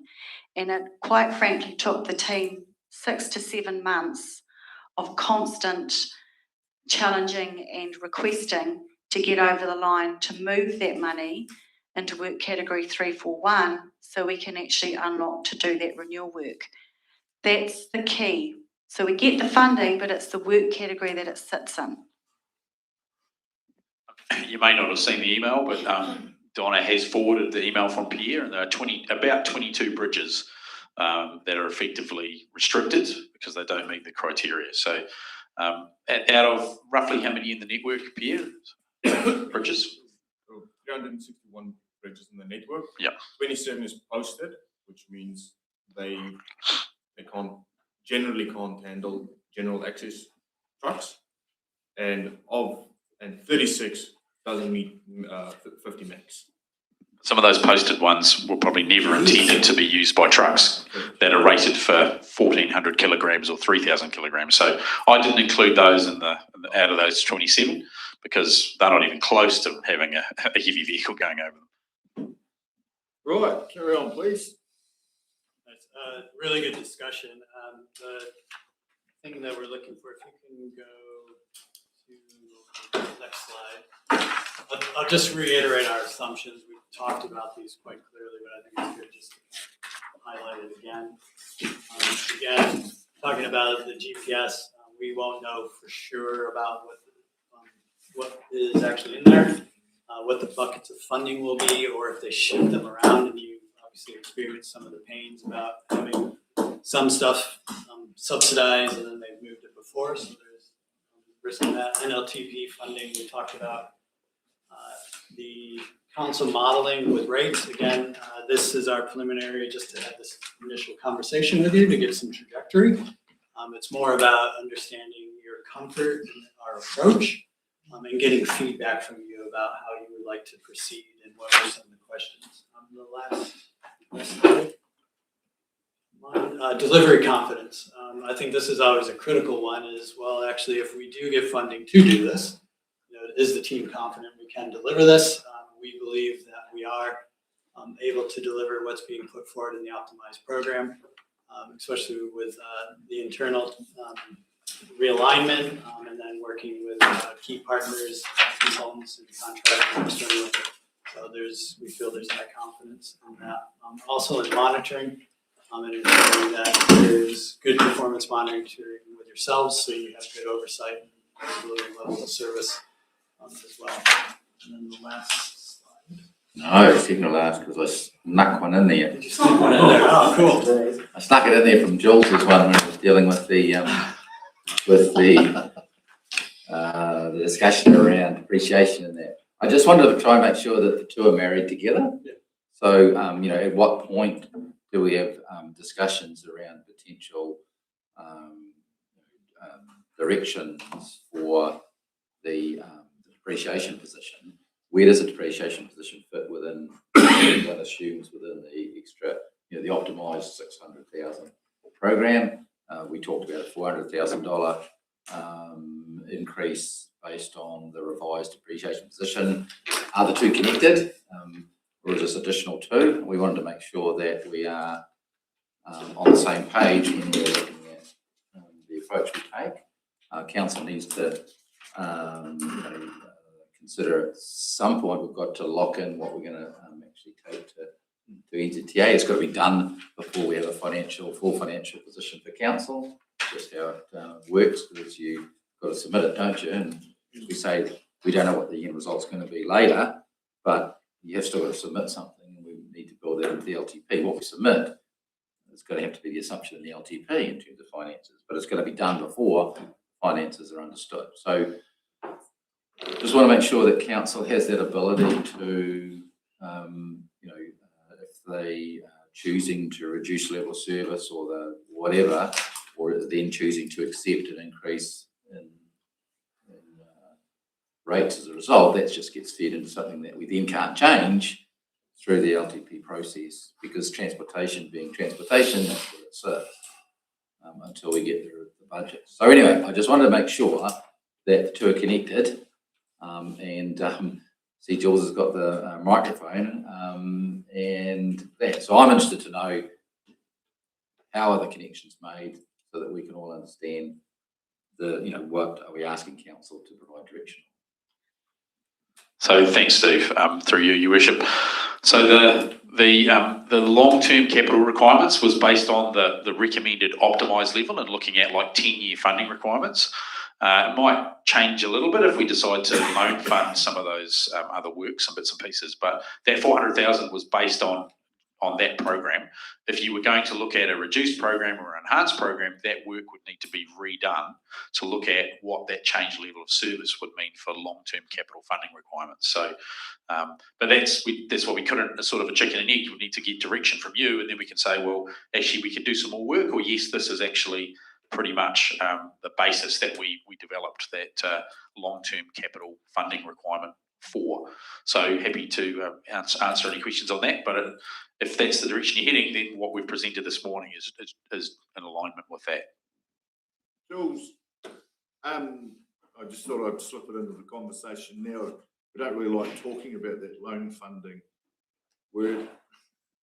The clear direction from the community is stop borrowing money. So, I think we can sort of steer away at this stage a bit, even considering loan funding anything at the moment.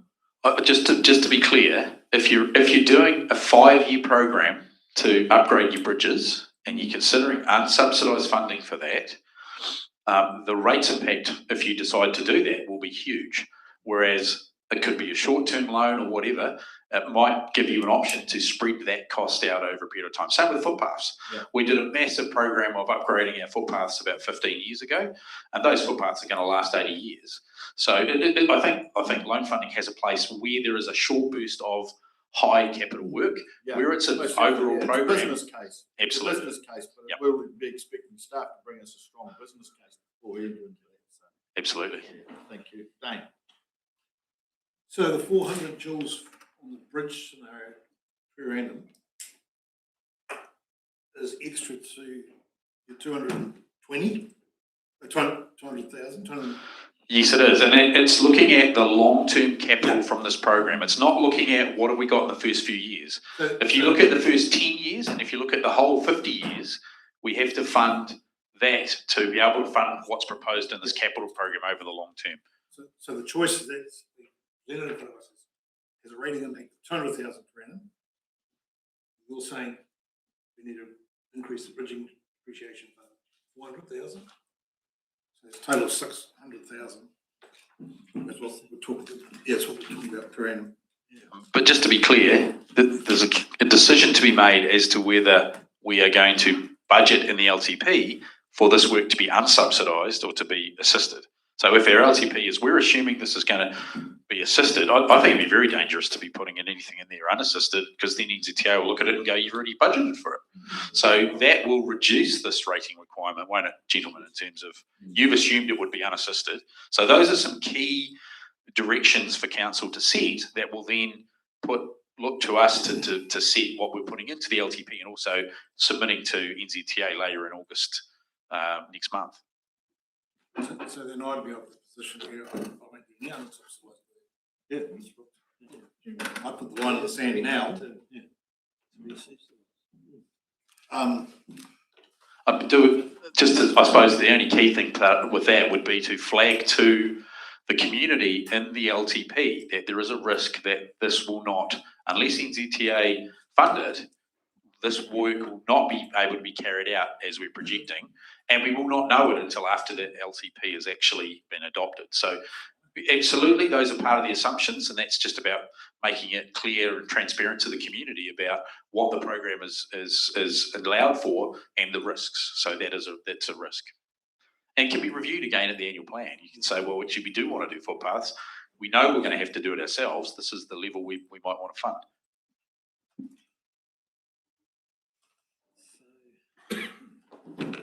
Thank you, Your Worship. So just for a little bit of clarity around the timing. So we will not know how successful our application is to NZTA until August next year. Is that correct? August, September. This year? Probably September next year. Next year. Has there ever been any work done to shorten that up? Because this is crystal ball gazing at its best, isn't it? Through you, Your Worship. It is raised every time this rolls around, every 3-year program. Crazy. It's the GPS has to be confirmed next year, and that's all of what's submitted gets looked at against the new GPS, which will be maybe February. So this is raised every 3-year period, and it's there's nothing that can nothing so far that we've been able to change to get the government to realign that. So there's a bit of certainty through the LTP process. You're not the only council that has an exact conversation. Yeah. Not helpful if it's an election. Dave. Just a couple of things. So we get very good value for money on maintaining unsealed roads for the district.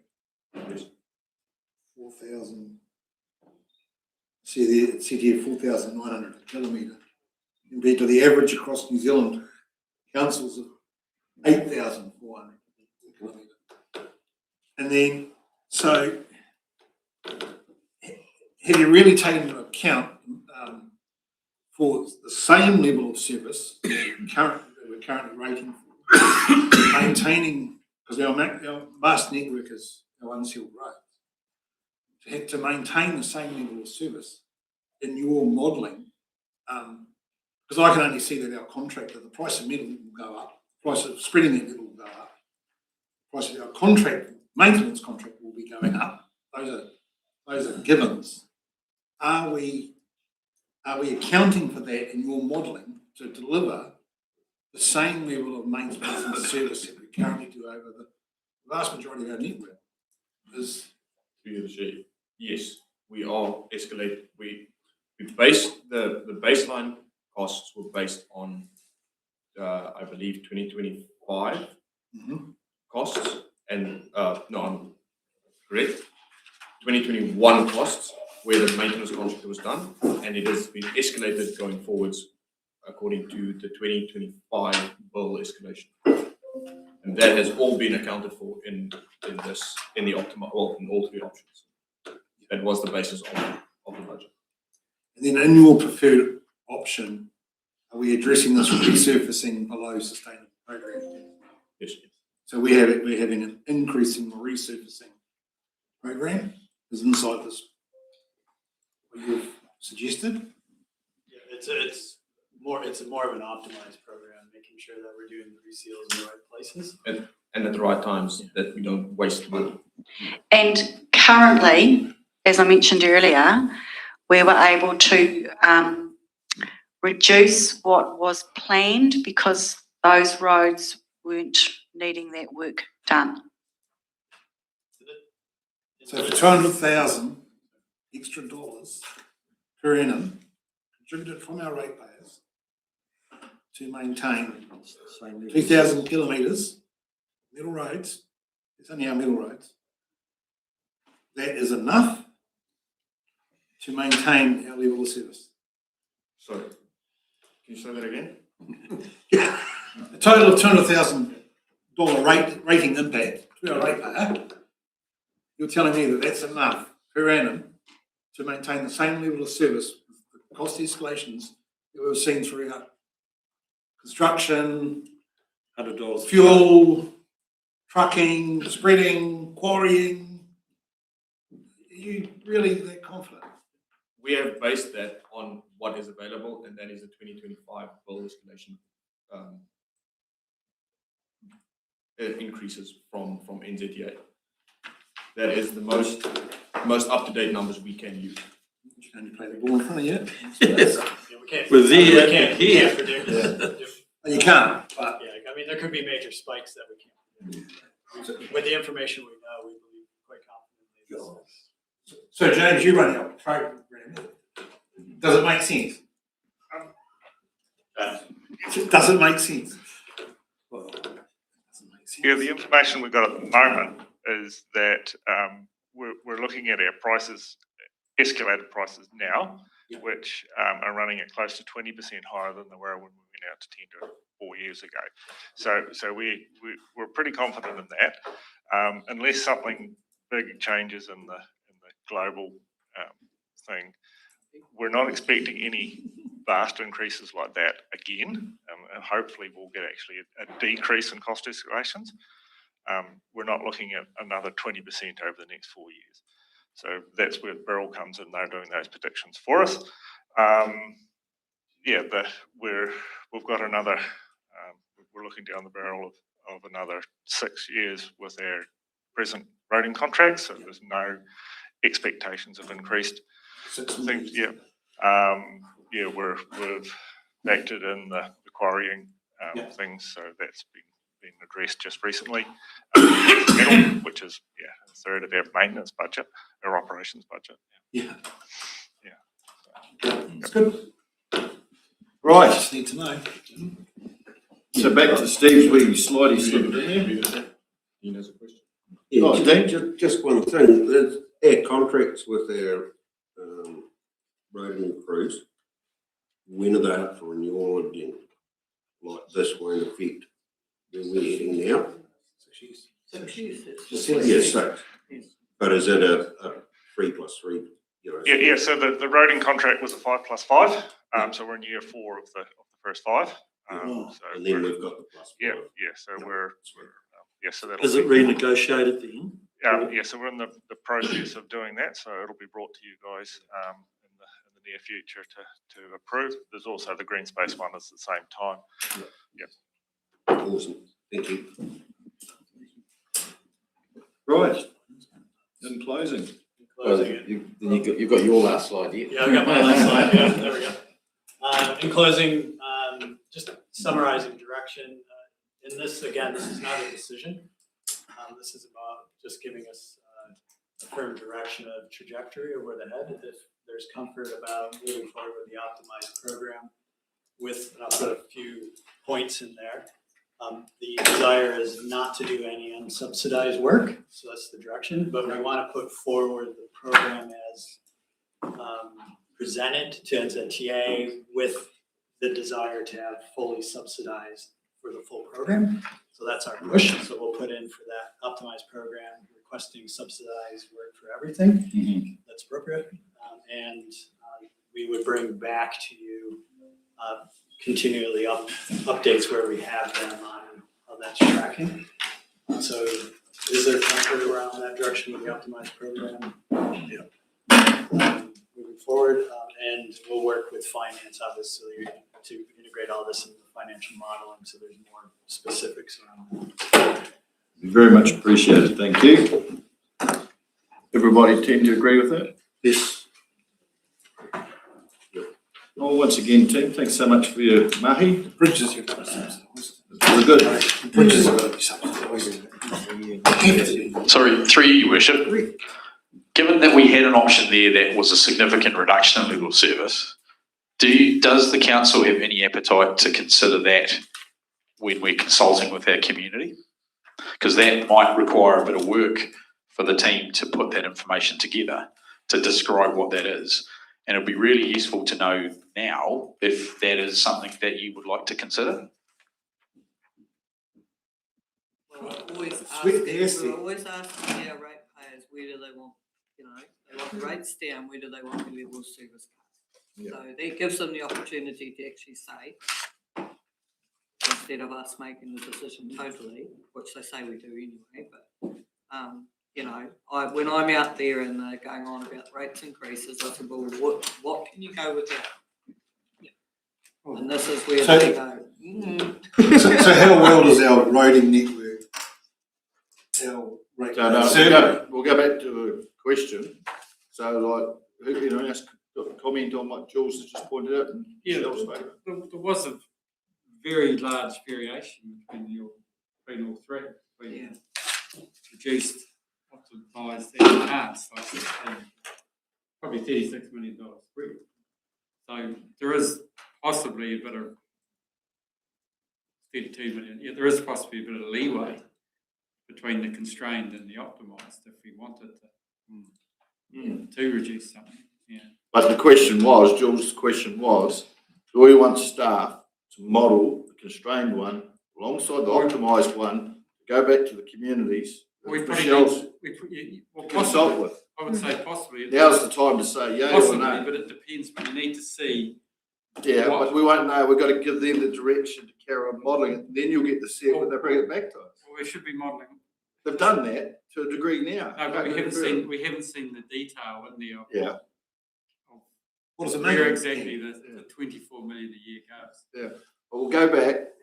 Question was, do we give them direction to actually carry on, do both models, constrained and optimised, following on with Michelle's statement? Well, my answer. Then we've got something to show people, this is that, that's that, give us guidance. I would be open to that, but I need to see more detail. Yeah, that's good, that will come, the detail will come, Simon, that's, well, just at this point. But if we say yes to the optimised, that's what's going to be submitted to NZTA, right? The only other question then is, do we in our consultation, which would be saying, hey, the optimised is there and that's what's being submitted and we don't know if it's going to be approved or not, we can still do, and there's still time because it's a different time frame, right? They've got to put the optimised in, that's the priority. Next month. Yeah. Then they can focus if we want to add to consultation, say, hey, there's a constrained option that you want to consider. Of course, the practical impact is that effectively if they say yes, in the sense of NZTA, that's already going to be rated for. So no matter what happens, that year one rating will already be set in place for it. Sorry, you're shaking your head. Am I right? I was assuming that would be confirmed through the LTP process. And if the community say we want you to spend less, then we would have the opportunity to do that. Now, I absolutely agree with Councillor Makatambi. There is a little bit more work we can do to explain the differences before you make a decision of including it in the LTP. But I just wanted to make sure that we knew now, and that potentially a little bit more information can come back to say, here's where the risks are and here's the reductions in the program to achieve that before you make a decision of including it for consultation. But I just wanted to make sure that we knew that was something you wanted to do for the team, rather than we get later on in the process and you go, well, how can we now reduce money? Can I suggest we wait till the next workshop to have that? Because I think we need to do some homework. We've never yet had a situation where the LTP or an annual plan or whatever has gone out less than what we'd been asking for. We was on the other end of it where it was locked in and we were overrating, for example, in that sense. So this would be a novel, which might be the right thing to do, be a novel way, but we've never done it. And I think we just want to be able to have some time to go, what's the workload on these guys? What does it actually look like? So, you go to NZTA, you put the program in, but hang on a second. If they say yes to the program, our decision might actually be, no, we're going to rate less for it anyway, right? So we're rating less, and how does that feed into the timing? What does that do? All that's quite uncertain. So I think we just need time to be able to sort of timeline it, look at the consequences of it. That work must have been done. I just want it broken out. You've got numbers in there. Yeah. So, through your worship, just a couple of key points on the constraint. And an example of what you wouldn't get is the no bridge program is part of that. We're we're not doing any bridge renewals, we're stripping that out, you would have less grading on your unsealed network, you would have less meddling. Of course you would. Yeah, so it's, it's basically that kind of, and we can bring that back at the next workshop as he was suggesting. Sorry, what I was suggesting was the issue around understanding the impacts of timelines on a consultation process that we've never done before. That's what I'd like to know more about that, if that's where we're going to go. My direction is not even bother. I'm not in favour of even modelling spending $5.37 million less on the network per annum. Absolutely not. Yeah, but what the point is, Dame, is to put in front of the constituents, to let them have a choice too, not just yours. They're here for our people. Yeah, but through your worship, what they're going to do is what they did years ago when they voted for a 4% cap. They're going to say in self-interest, we'll take the lower cost without realising that down here is going to be a whopping great cost. So, to me, it's about some of this leadership stuff. I'm sorry, for me, optimised is the one. I'm not interested in the constrained. That's what's getting submitted. The roads full to bits and, then having phone calls. Optimised being submitted, Larry. Yeah. This is just a comparison to modelling. So, the comparison. Dane. So my comment back to yourself, Your Worship, would be to have less grading, less meddling, no bridge going forward. And it's the heart of we need our road network to work. That there is a stent for a heart attack. That's what keeps us going, isn't it? Optimised for constraint. That's a bit like not the constraint is not having it's your artery being constrained. It's a heart attack. I know all about them too. But our community is saying spend less. Stop the spending. So let's give them an option. This is what it's going to look like. You're going to have no bucket bridges. Your road will get graded once a year and no gravel. You notice our ratepayer Are you listening to what the communities are telling us? They're telling us that Just our roads are stop not spending. maintained to a decent enough They're standard. saying stop We're spending. not spending enough on our roads, is what the community's actually telling you. They were here last You read week, your reports. councillor. It's not hear them. So we've got to provide them with options. Simon. Just as thank you, Your Worship. Just as a point, one person was here last week. Again, there's always that paradox. Like the ratepayers want us to rate less, but they want higher levels of service. But I just said to have a look. Like we're just looking at that in isolation, that we go one or the other. But there could be things in there. Like we've got a $16 million gap over 3 years. Maybe there's a couple of million somewhere that is discretionary. It's why it'd be good just to see it broken down and just to see where the money actually goes. I'm not saying we drop all the way down. There could be something where we go, actually, yeah, maybe not. How much work's in that? You really want to go down looking at discretionary spending? It's been done because we've got numbers there, so it has been modelled already. We just need to see it To broken me, down. it's not discretionary. This is core business. Correct. So you're getting away from core business to give money to something airy-fairy thing over on the left. I'm sorry. Stick to your core business. Do that properly. But we haven't seen the breakdown. Can I make a suggestion to try and listening to all the commentary that at next month's AMP workshop we bring, and it is a lot of work for the team, I'm not denying that we bring by work category the value that we believe it is over the periods, and then the risks associated with each work category if the constrained option is considered versus optimised. And then when we get to that point, we could potentially go out for consultation if that's the direction council makes. But then that's going to answer your questions, Councillor McTammany, where potentially, for example, if the decision was made not to do footpath renewals, what are the risks associated with that versus including footpath renewals? for example, the unsealed roading network, if we made the decision that we did the minimal unsealed spot metering versus what we currently do in the optimised level, what are the risks associated with that? One of those risks would be that the useful life could potentially then come forward to closer to the national average versus what we currently are providing, which could then impact the depreciation modelling.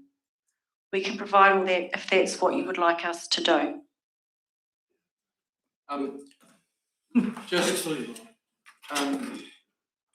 It brings into, we have to start thinking about what is the intention for the consultation for the LTP.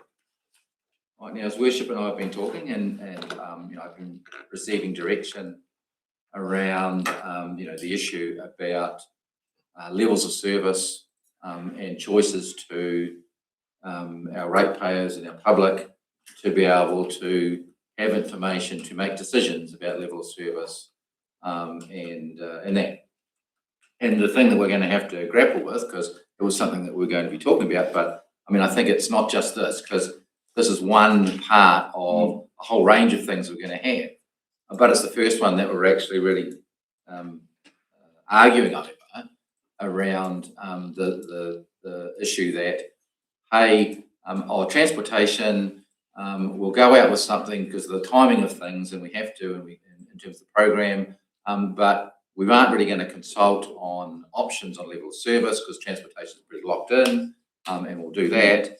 But we might be going out for a whole raft of consultation on different level of service changes for other things. So it actually does bring in the question that His Worship has been talking about, of saying, well, is our intention for consultation for this going to be something along the lines of, there is a whole range of things that we do that we might do, we might not do, or we might do significantly differently that has impacts associated with that, including reduction in rates and things like that, and letting people see it. That's the principle that His Worship's been talking to me about, that I need to talk to our people around taking the various things that we've been doing on the LTP workshops and then converting it to what does it mean in consultation. Instead of in the past where we've had the odd project, capital project, and put it out there for decisions on that side of it, but the bulk of the LTP program has been out there with a rating impact, and basically people are, saying what they like or don't like in general, but it's a general program, right? What you tried to do when you came in for the annual plan, you looked at the line by line bits and pieces, and there wasn't much change, was there, in the annual plan? And you looked at it, but not much change, right? And then we are still getting, a lot of negativity, criticism, critique about the fact that nothing's changed.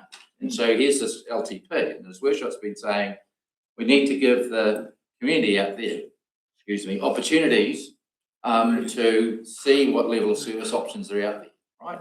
Well, we're getting criticism around how much the calls are costing and all these other bits and pieces. So, are we going to chunk it and say pool activity, library activity, community development, roading, and all that? But I add roading to it now because it's the debate, right?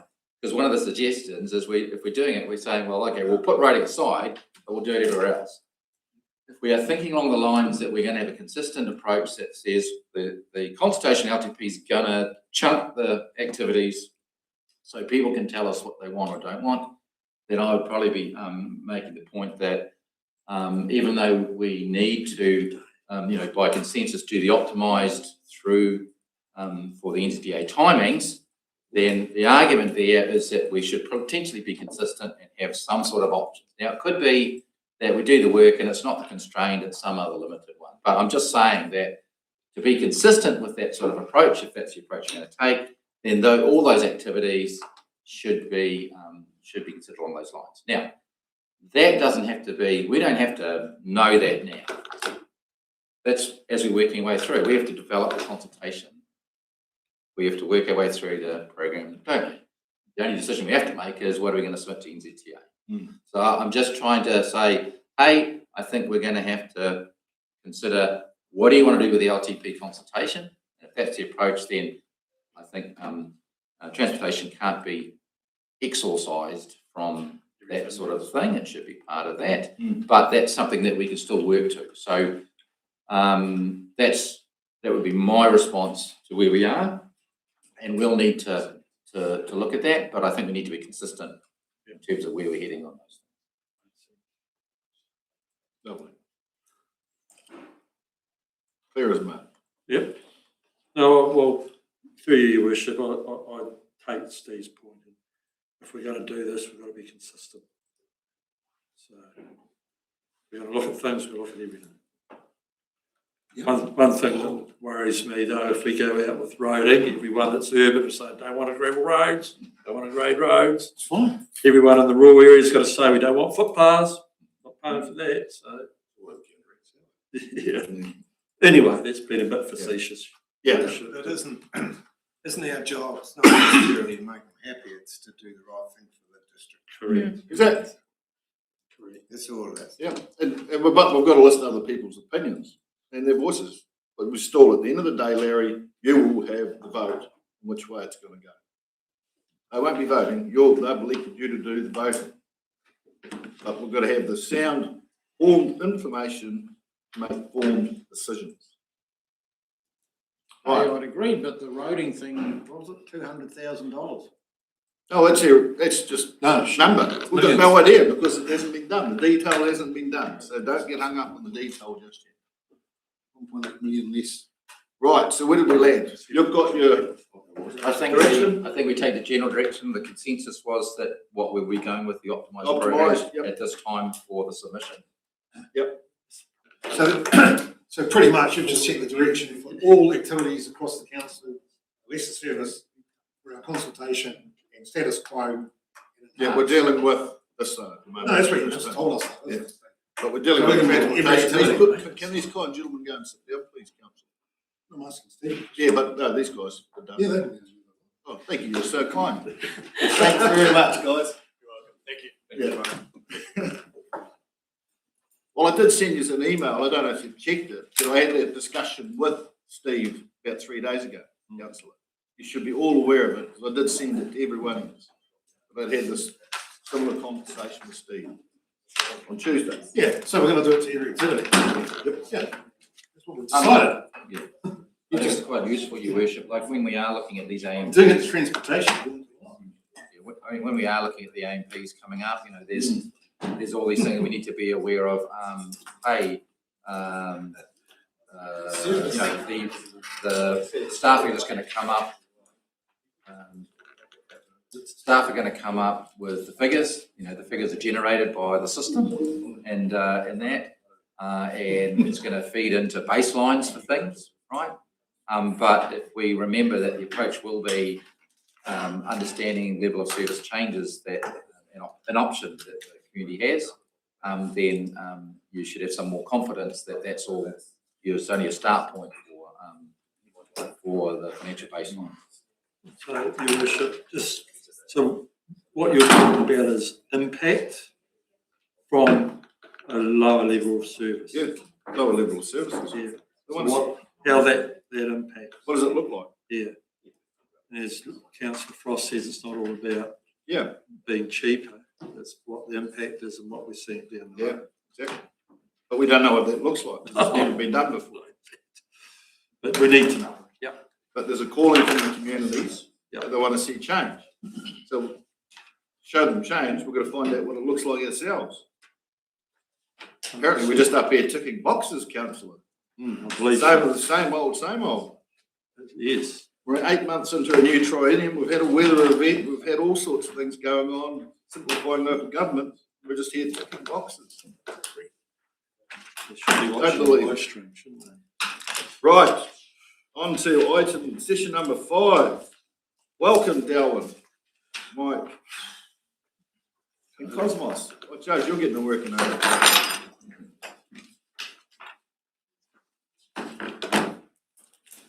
Thanks, Your Worship. So, yeah, 10 methods. Cosmos and Darwin have got a little bit to add as well, so that's obviously the key outcome here from the session is to get the direction on growth options. And I can talk to that. And we've also got operational budgets and capital program for community housing. Yeah, that's the plan. We've got to set the scene a little bit. You had this information back in March as well at the previous workshop. Just to update you, so we have 98 units spread across the district in 11 different locations. Is that right, Dylan? I think back in March when we talked to you, we had 45 applicants, and now up to 56. That's, obviously rising steadily, and the occupied rate is, is always close to 100, never quite 100, because there's always something being tidied up and worked on. They're in demand. Next, please. And so I just noted there that this relates to the next part of the workshop, that the current LTP does have 1.7 million budgeted for new units. That was scheduled for 2027, so from this year, I guess, to 2034. You can see there, just see that slide that I guess when the previous LTP was prepared, it looked like they were having to do it in blocks. So, there was money for investigations, planning, etc., consent, and the actual build. So this has been on the books for quite some time in terms of growing this activity. So next. The aim of this activity obviously is to be cost neutral. So generally it's pretty close to that. There have been some small deficits in recent years. We're currently sitting up at about 80k in deficit. It still is rate neutral, obviously. So that's just, again, you were provided this back in March, but just looking at really so you can see operating and capital expenditure over the last 3 years. So part of the budgeting for this LTP is around trying to turn that around so that we're not operating that small deficit. Correct. Happy to take questions as we go through. Through you, Richard. Right, just going back to your first slide, you said we're going up to 56 people on the waiting list. Is all those 56 people actually in our council's policy priority one person, or is it just people in the community wanting some cheap accommodation?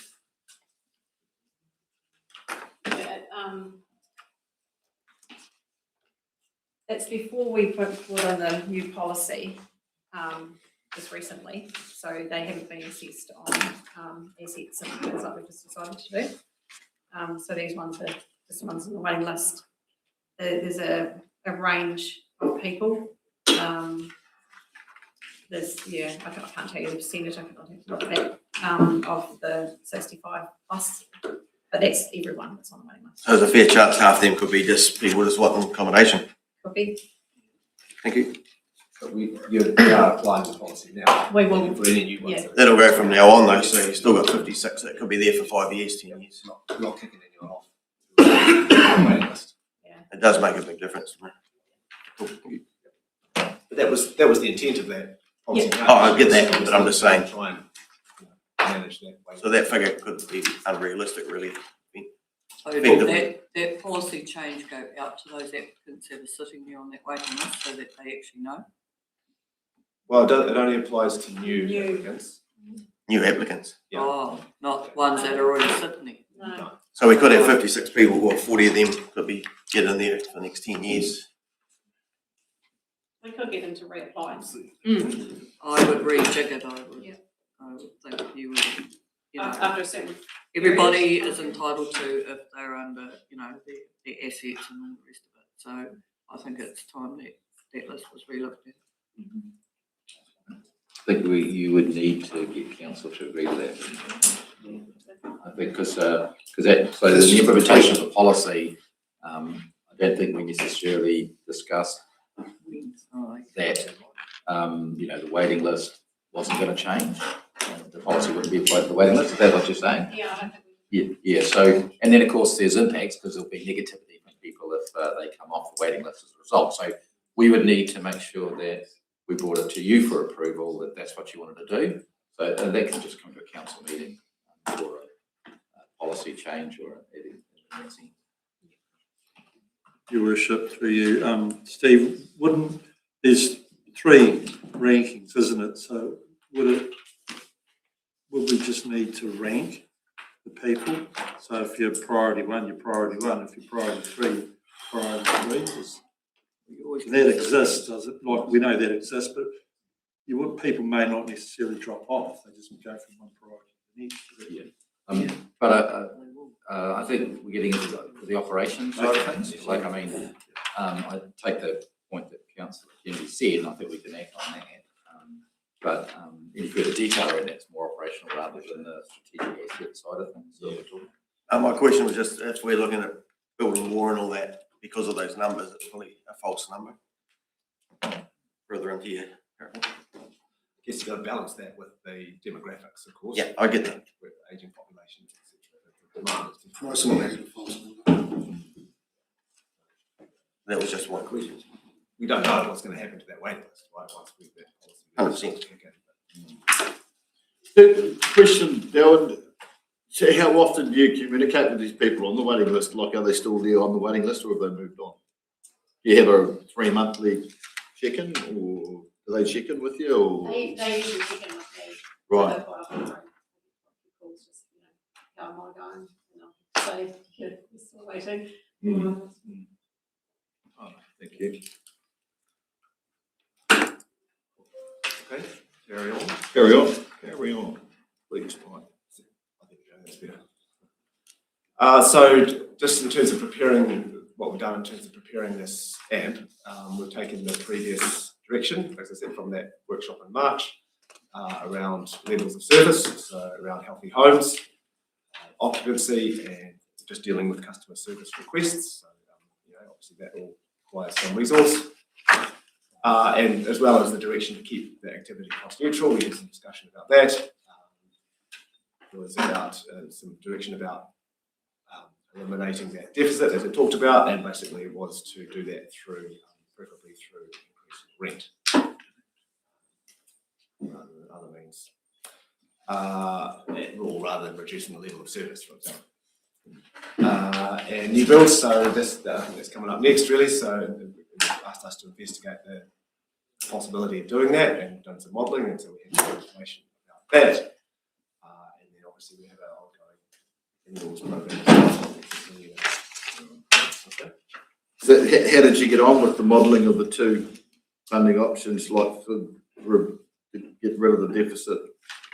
Have you done modelling around the rates and rent increase? Yep, that's coming up, isn't it? Cosmos is going to speak to that part.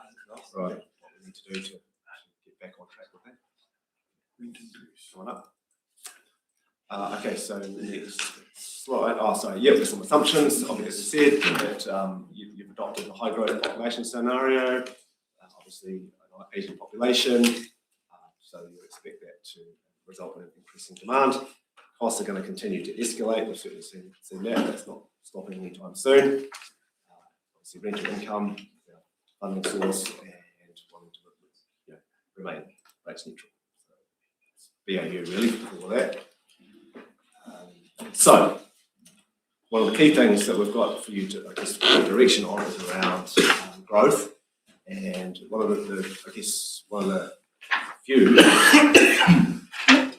options we have with the existing land, existing facilities, is to add up to 5 new units at Spencer Street and Milton. So we had a quantity surveyor. We described the scope of work to him, and so that's that high scenario there, I guess, if you like. So that the QS that we engaged had also been involved in a block of flats, a number of flats in Dunedin. So his rates were based on actual build prices in Dunedin. They were Green Star rated, but nothing too extreme. Basically double glazed, insulated, etc. And he was saying that the tender prices came in pretty much as they had anticipated for that build, and they've just recently been completed. But yeah, it's obviously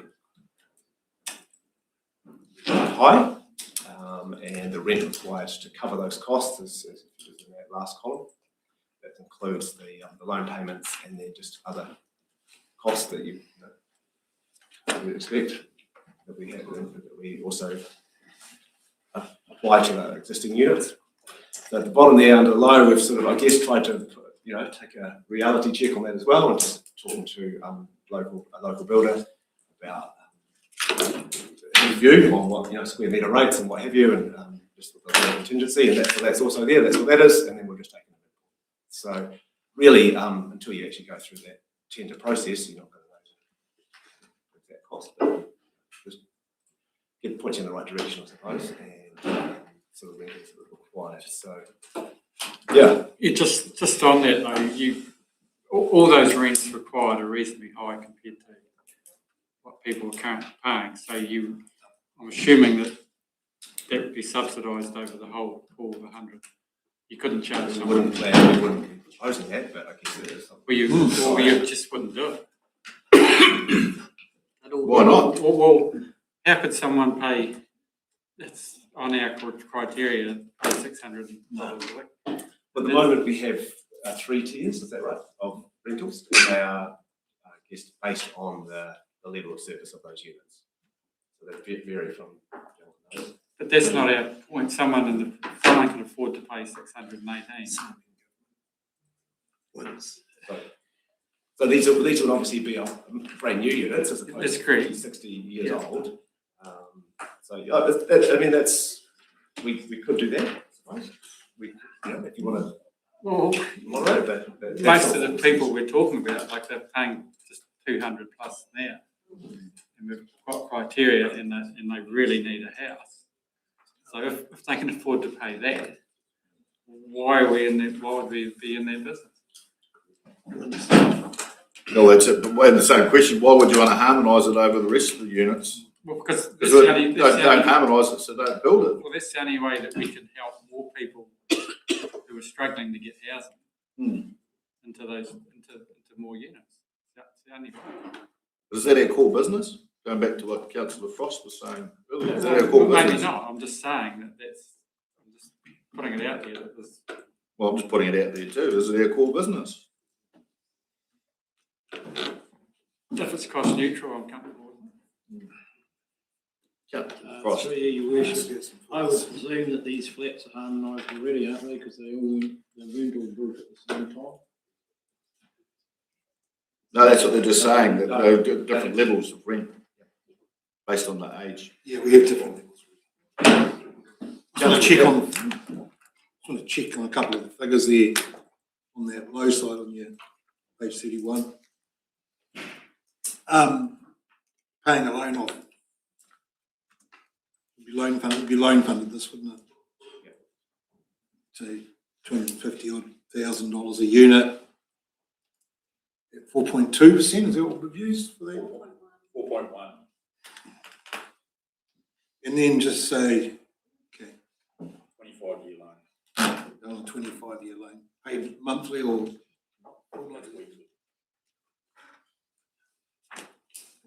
weekly. And then the 111, that's presuming which year rates is that? That's just the 111 is just the overheads and rates and insurance, because you wouldn't The rates would be almost there, wouldn't it? you wouldn't do that split. You wouldn't do any maintenance on them probably for years. Is that the 30% rates? They pay a full set of rates, so each unit. In Milton, over 5,000, didn't they? No.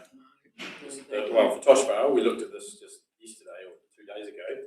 About 3,800 per unit, so about $75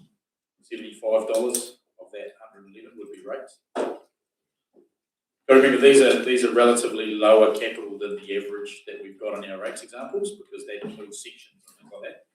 So they're still up here, nearly 4,000, but they're not 500. That's the average over the 28 units at Toshvale at the moment. That must be a cheap deal. So 250 grand of building plus land value in Milton, what would the rates be on that? Well, look, when we looked at a few of them, they're around that 3.8 to 4 grand. Just I don't know if anyone's caught up with ODT today, but they see Dunedin, the DCC opened city flats yesterday. And they were quoted, the QB quoted at 2 million, the Green Construction built them at 1.4 something. Yeah, Coming so under that, budgets. that comes in at 368k per unit. So that high scenario we've got there is 408, so a bit higher. So there's probably, there's probably room to move on that. Yeah. That would, for you, I'd just be quite surprised if a builder could build what you're building there for 1.2, to be fair. That's, I know it's figures, but, and that if it goes up more, that rent's gonna go up. That seems reasonably cheap for 5 units. That was 3.2. 4,000. Well, I think we're enough. Doing better. Okay, thanks, Mike. All right, so there's another option. So that's just what it would look like. That's where they would go. And there is a second option, which Delwyn will talk about. I don't talk too much about it. Too much to say. It was just an idea that Brendan had come up with, was to purchase existing dwellings. So yeah, instead of doing the new builds, if there was an amount, a budget of $1 million, say, if there's something came along, we could buy some existing units and do them up a little bit, possibly, and to the same standard. Just an idea. Maybe. Councillor. Thank you, Your Worship. Buying existing units would also have existing tenants, wouldn't it? So does that help that waiting list? Would be my question. Some might not. Councillor Kennedy. I suppose housing units go round and round, and I probably won't be very popular, but I remember coming on to council and we couldn't even house people in these units. We were going to sell them all. Okay, so of course things have gone round and now people want more and more. But then for our ratepayers, well, yeah, it's supposed to be rates neutral, but we haven't got the units that we've got now up to spec. So I'm not in favour of new ones at this stage, I'm sorry. I'd rather get the ones that we've got up to tidiness and to where they should be, and you know, a few years down the track we may be in the thing where, yeah, we need more. I would hope Milton, being the lovely growing place and area that it is in our community, and it's the one that's going to go ahead very quickly, that there will be a private person out there that would develop some more housing units there. Would be good. That's all I'm going to say. And the rents, and our rents on what we've got need to be realistic, so they are paying. Shall we just, Mike's still got a couple of 3 slides to go. Let him present and then we'll go back to the discussion. He hasn't got far to go. Okay, so next slide, please. So operating budget. Cosmos, we're going to talk about basically what you have to. You don't have a choice, right? So what we did with the operating budget is to look at how we can close the deficit, just make it balanced or get to a point where we've got a surplus. Because the idea in terms of financial sustainability is currently we are non-funding the renewals. So what that does is we'll still have to pay operating costs in terms of loan repayments. And at some point we want to build a cushion that we can then use in terms of reserves that we can then use to do renewals and units in the future, so that our loan repayments don't continue to grow. But we get to a point where it plateaus and we've got that balance in the budget. So if we go to the next slide, what we've done is we are currently increasing rentals 6% in per annum, right? So for the upcoming LTP, what we have done is we've done a scenario where we continued increasing at 6% per annum, and we've got a scenario where we increase at 4.5% per annum, and another scenario where we increase at 3% per annum. This is just to show what those scenarios do in terms of your income. The costs that I have there are costs that so currently what I offer is a life that will be revised when the offer is the model is done, and we've tried as much as possible to get our rates and other costs updated, but there could be some things that change as the LTP process goes on. But it does give a good idea in terms of as a starting point. If we continue at 6%, we'll still be in a deficit in the first year of the LTP, and we'll sort of get to a balance in the second year, and then we start having that gap going. And that's when we get to the third year of the LTP, and we've got another opportunity to have a look at that model again. Because as you can see, that gap starts to widen quickly afterwards. And so you have another opportunity to look at the model and see if you want to change how the rentals increase over time. But the key thing here is to understand that there's a pathway to either a balanced budget or a surplus if you want to use the surplus to fund renewals going forward in the future. And if you go to the next slide, this is what the rentals would look like, or the LTP for the four different categories of rentals. So the first category is, you see, currently they're paying 175. So in 3 years' time, they'll be paying 197, and that's when you get a chance to have a look again at the model and see if it is fit for purpose. And then there's some applies to other categories as well.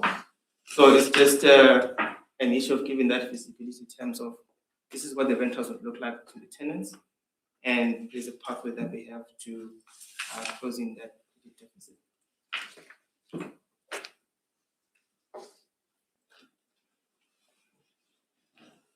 Yep, very good. Interesting. Thank you for that, Cottons. Well done. The next slide, I think, is relating to the capital programs. So, obviously, Delwyn's the other team, the rest of the team are thinking ahead about what's required, and given that, as Councillor Kennedy said, some of the renewal work that's required still. So that's just some of the highlights there, I guess. As well as things that we don't know about, I suppose, that might pop up. You can just note that close condition assessments there. Year 5. Year 5. Yeah. So this obviously informs a lot of this work. So we go to the next slide. That's just that program laid out over the LTP program over 10 years. Just a clarification, we assume that the operating budget includes the loan repayment. Yes. So if you see that some of the things that you see in the operating budget are when we do the major renewal. So yes, it's that's when we do the major renewals in the long. Yeah, we done their roof. So the two programs are connected, even though you're looking at the capital after the operating. And that's really the highlights. The highlights. So, take your direction. All right, thank you for that, Mike. Any further questions for Mike? We done those roofs? They're done. The nice. Yeah. They're getting done this year. Not That show up in those capital programs. 27. But the loan funding of it shows up in that projected.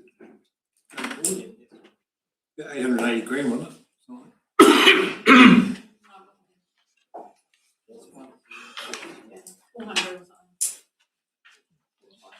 Any further questions for Mike? Seeking direction. Yep, we're in the seeking a bit of direction if there's no more questions. Yes, I'll just give my opinion, seeking direction. I wouldn't do the new units. I don't think demand is there for that price of rental. Currently at the stage, I agree with Councillor Kennedy said, is to finish tidying up our own. The 6%, at some stage you've still got to replace that asset. So to start building a depreciation fund moving forward in the future, it makes sense, and the 6% would tidy up the unbalanced situation we're in at the moment keeping it cost neutral. That'd be my direction. Further comment? Councillors? Councillor McAtee. I just done some quick sums on, I mentioned that growth, we talked about building new units. If we were to harmonise them, build a new unit, it would cost an extra $22 a week per unit. But otherwise, I would have no interest in building a new unit unless it wasn't harmonised. Otherwise, they can just go to the market and rent one for $500 a week. They can afford it now. Then we shouldn't be in the business of providing rentals for $500 a week. Councillor. Yeah, and I'm just harking back to what was said earlier, that we should be consistent, and we're quite prepared to harmonise the water and all that sort of stuff. So I'll be quite supportive of harmonising the rent, which sort of puzzles me because you were against harmonising. No, $22 a week. He needs it. We're talking completely different things. When you're talking water, we're talking consistency and talking farming. Yeah, but farmers. But at the moment, farmers aren't struggling to house themselves. Sorry, through you, Your Worship. Where we've had this debate before, it's been same service, same charge. So that's the reason there's 3 categories of rentals, because there were different standards of rentals we had, and we grouped them in terms of a similar age or level of service.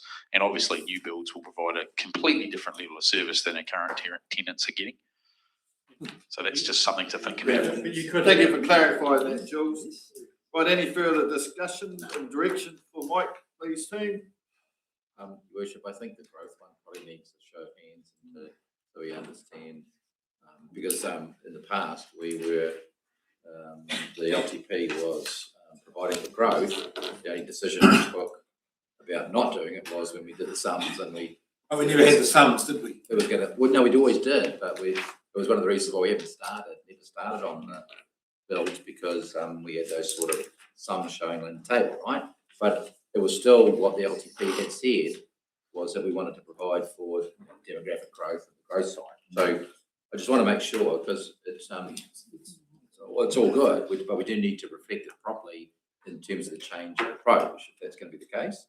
And that's why I was just suggesting that as long as the consensus is that the growth changes, then that's what we'll factor in. It's not a problem, but I just thought it would be good to get around the tables.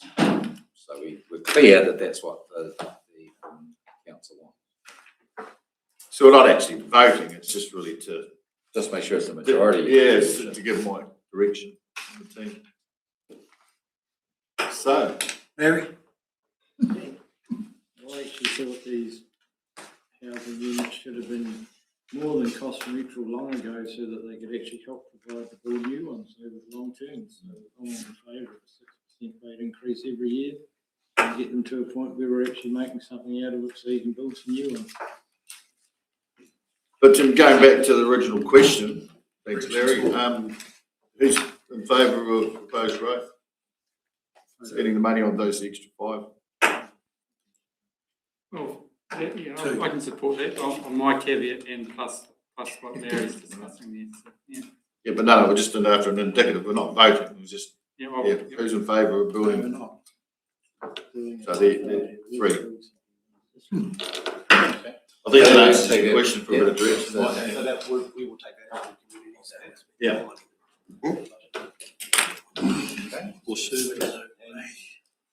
Otherwise, I think council has not indicated any issues with the remainder proposed operating budget. And that, 6%, is that, that at least for the first 3 years? Gentlemen, excuse me, gentlemen, trying to get a resolution here of some form. So who's keen on the 6%? Everyone's happy on the 6%? Well, at least, I mean, it'll be showing it as 10 years, but you'll be able to do it again at 3 years. I suppose the majority says that. Yes. You're comfortable with the figures that are there to fulfil keeping up with the home standards. It's 6%. We're doing too good. Depends what you do with the open. Hey, thanks very much for that, Mike. Alan, Cosmos.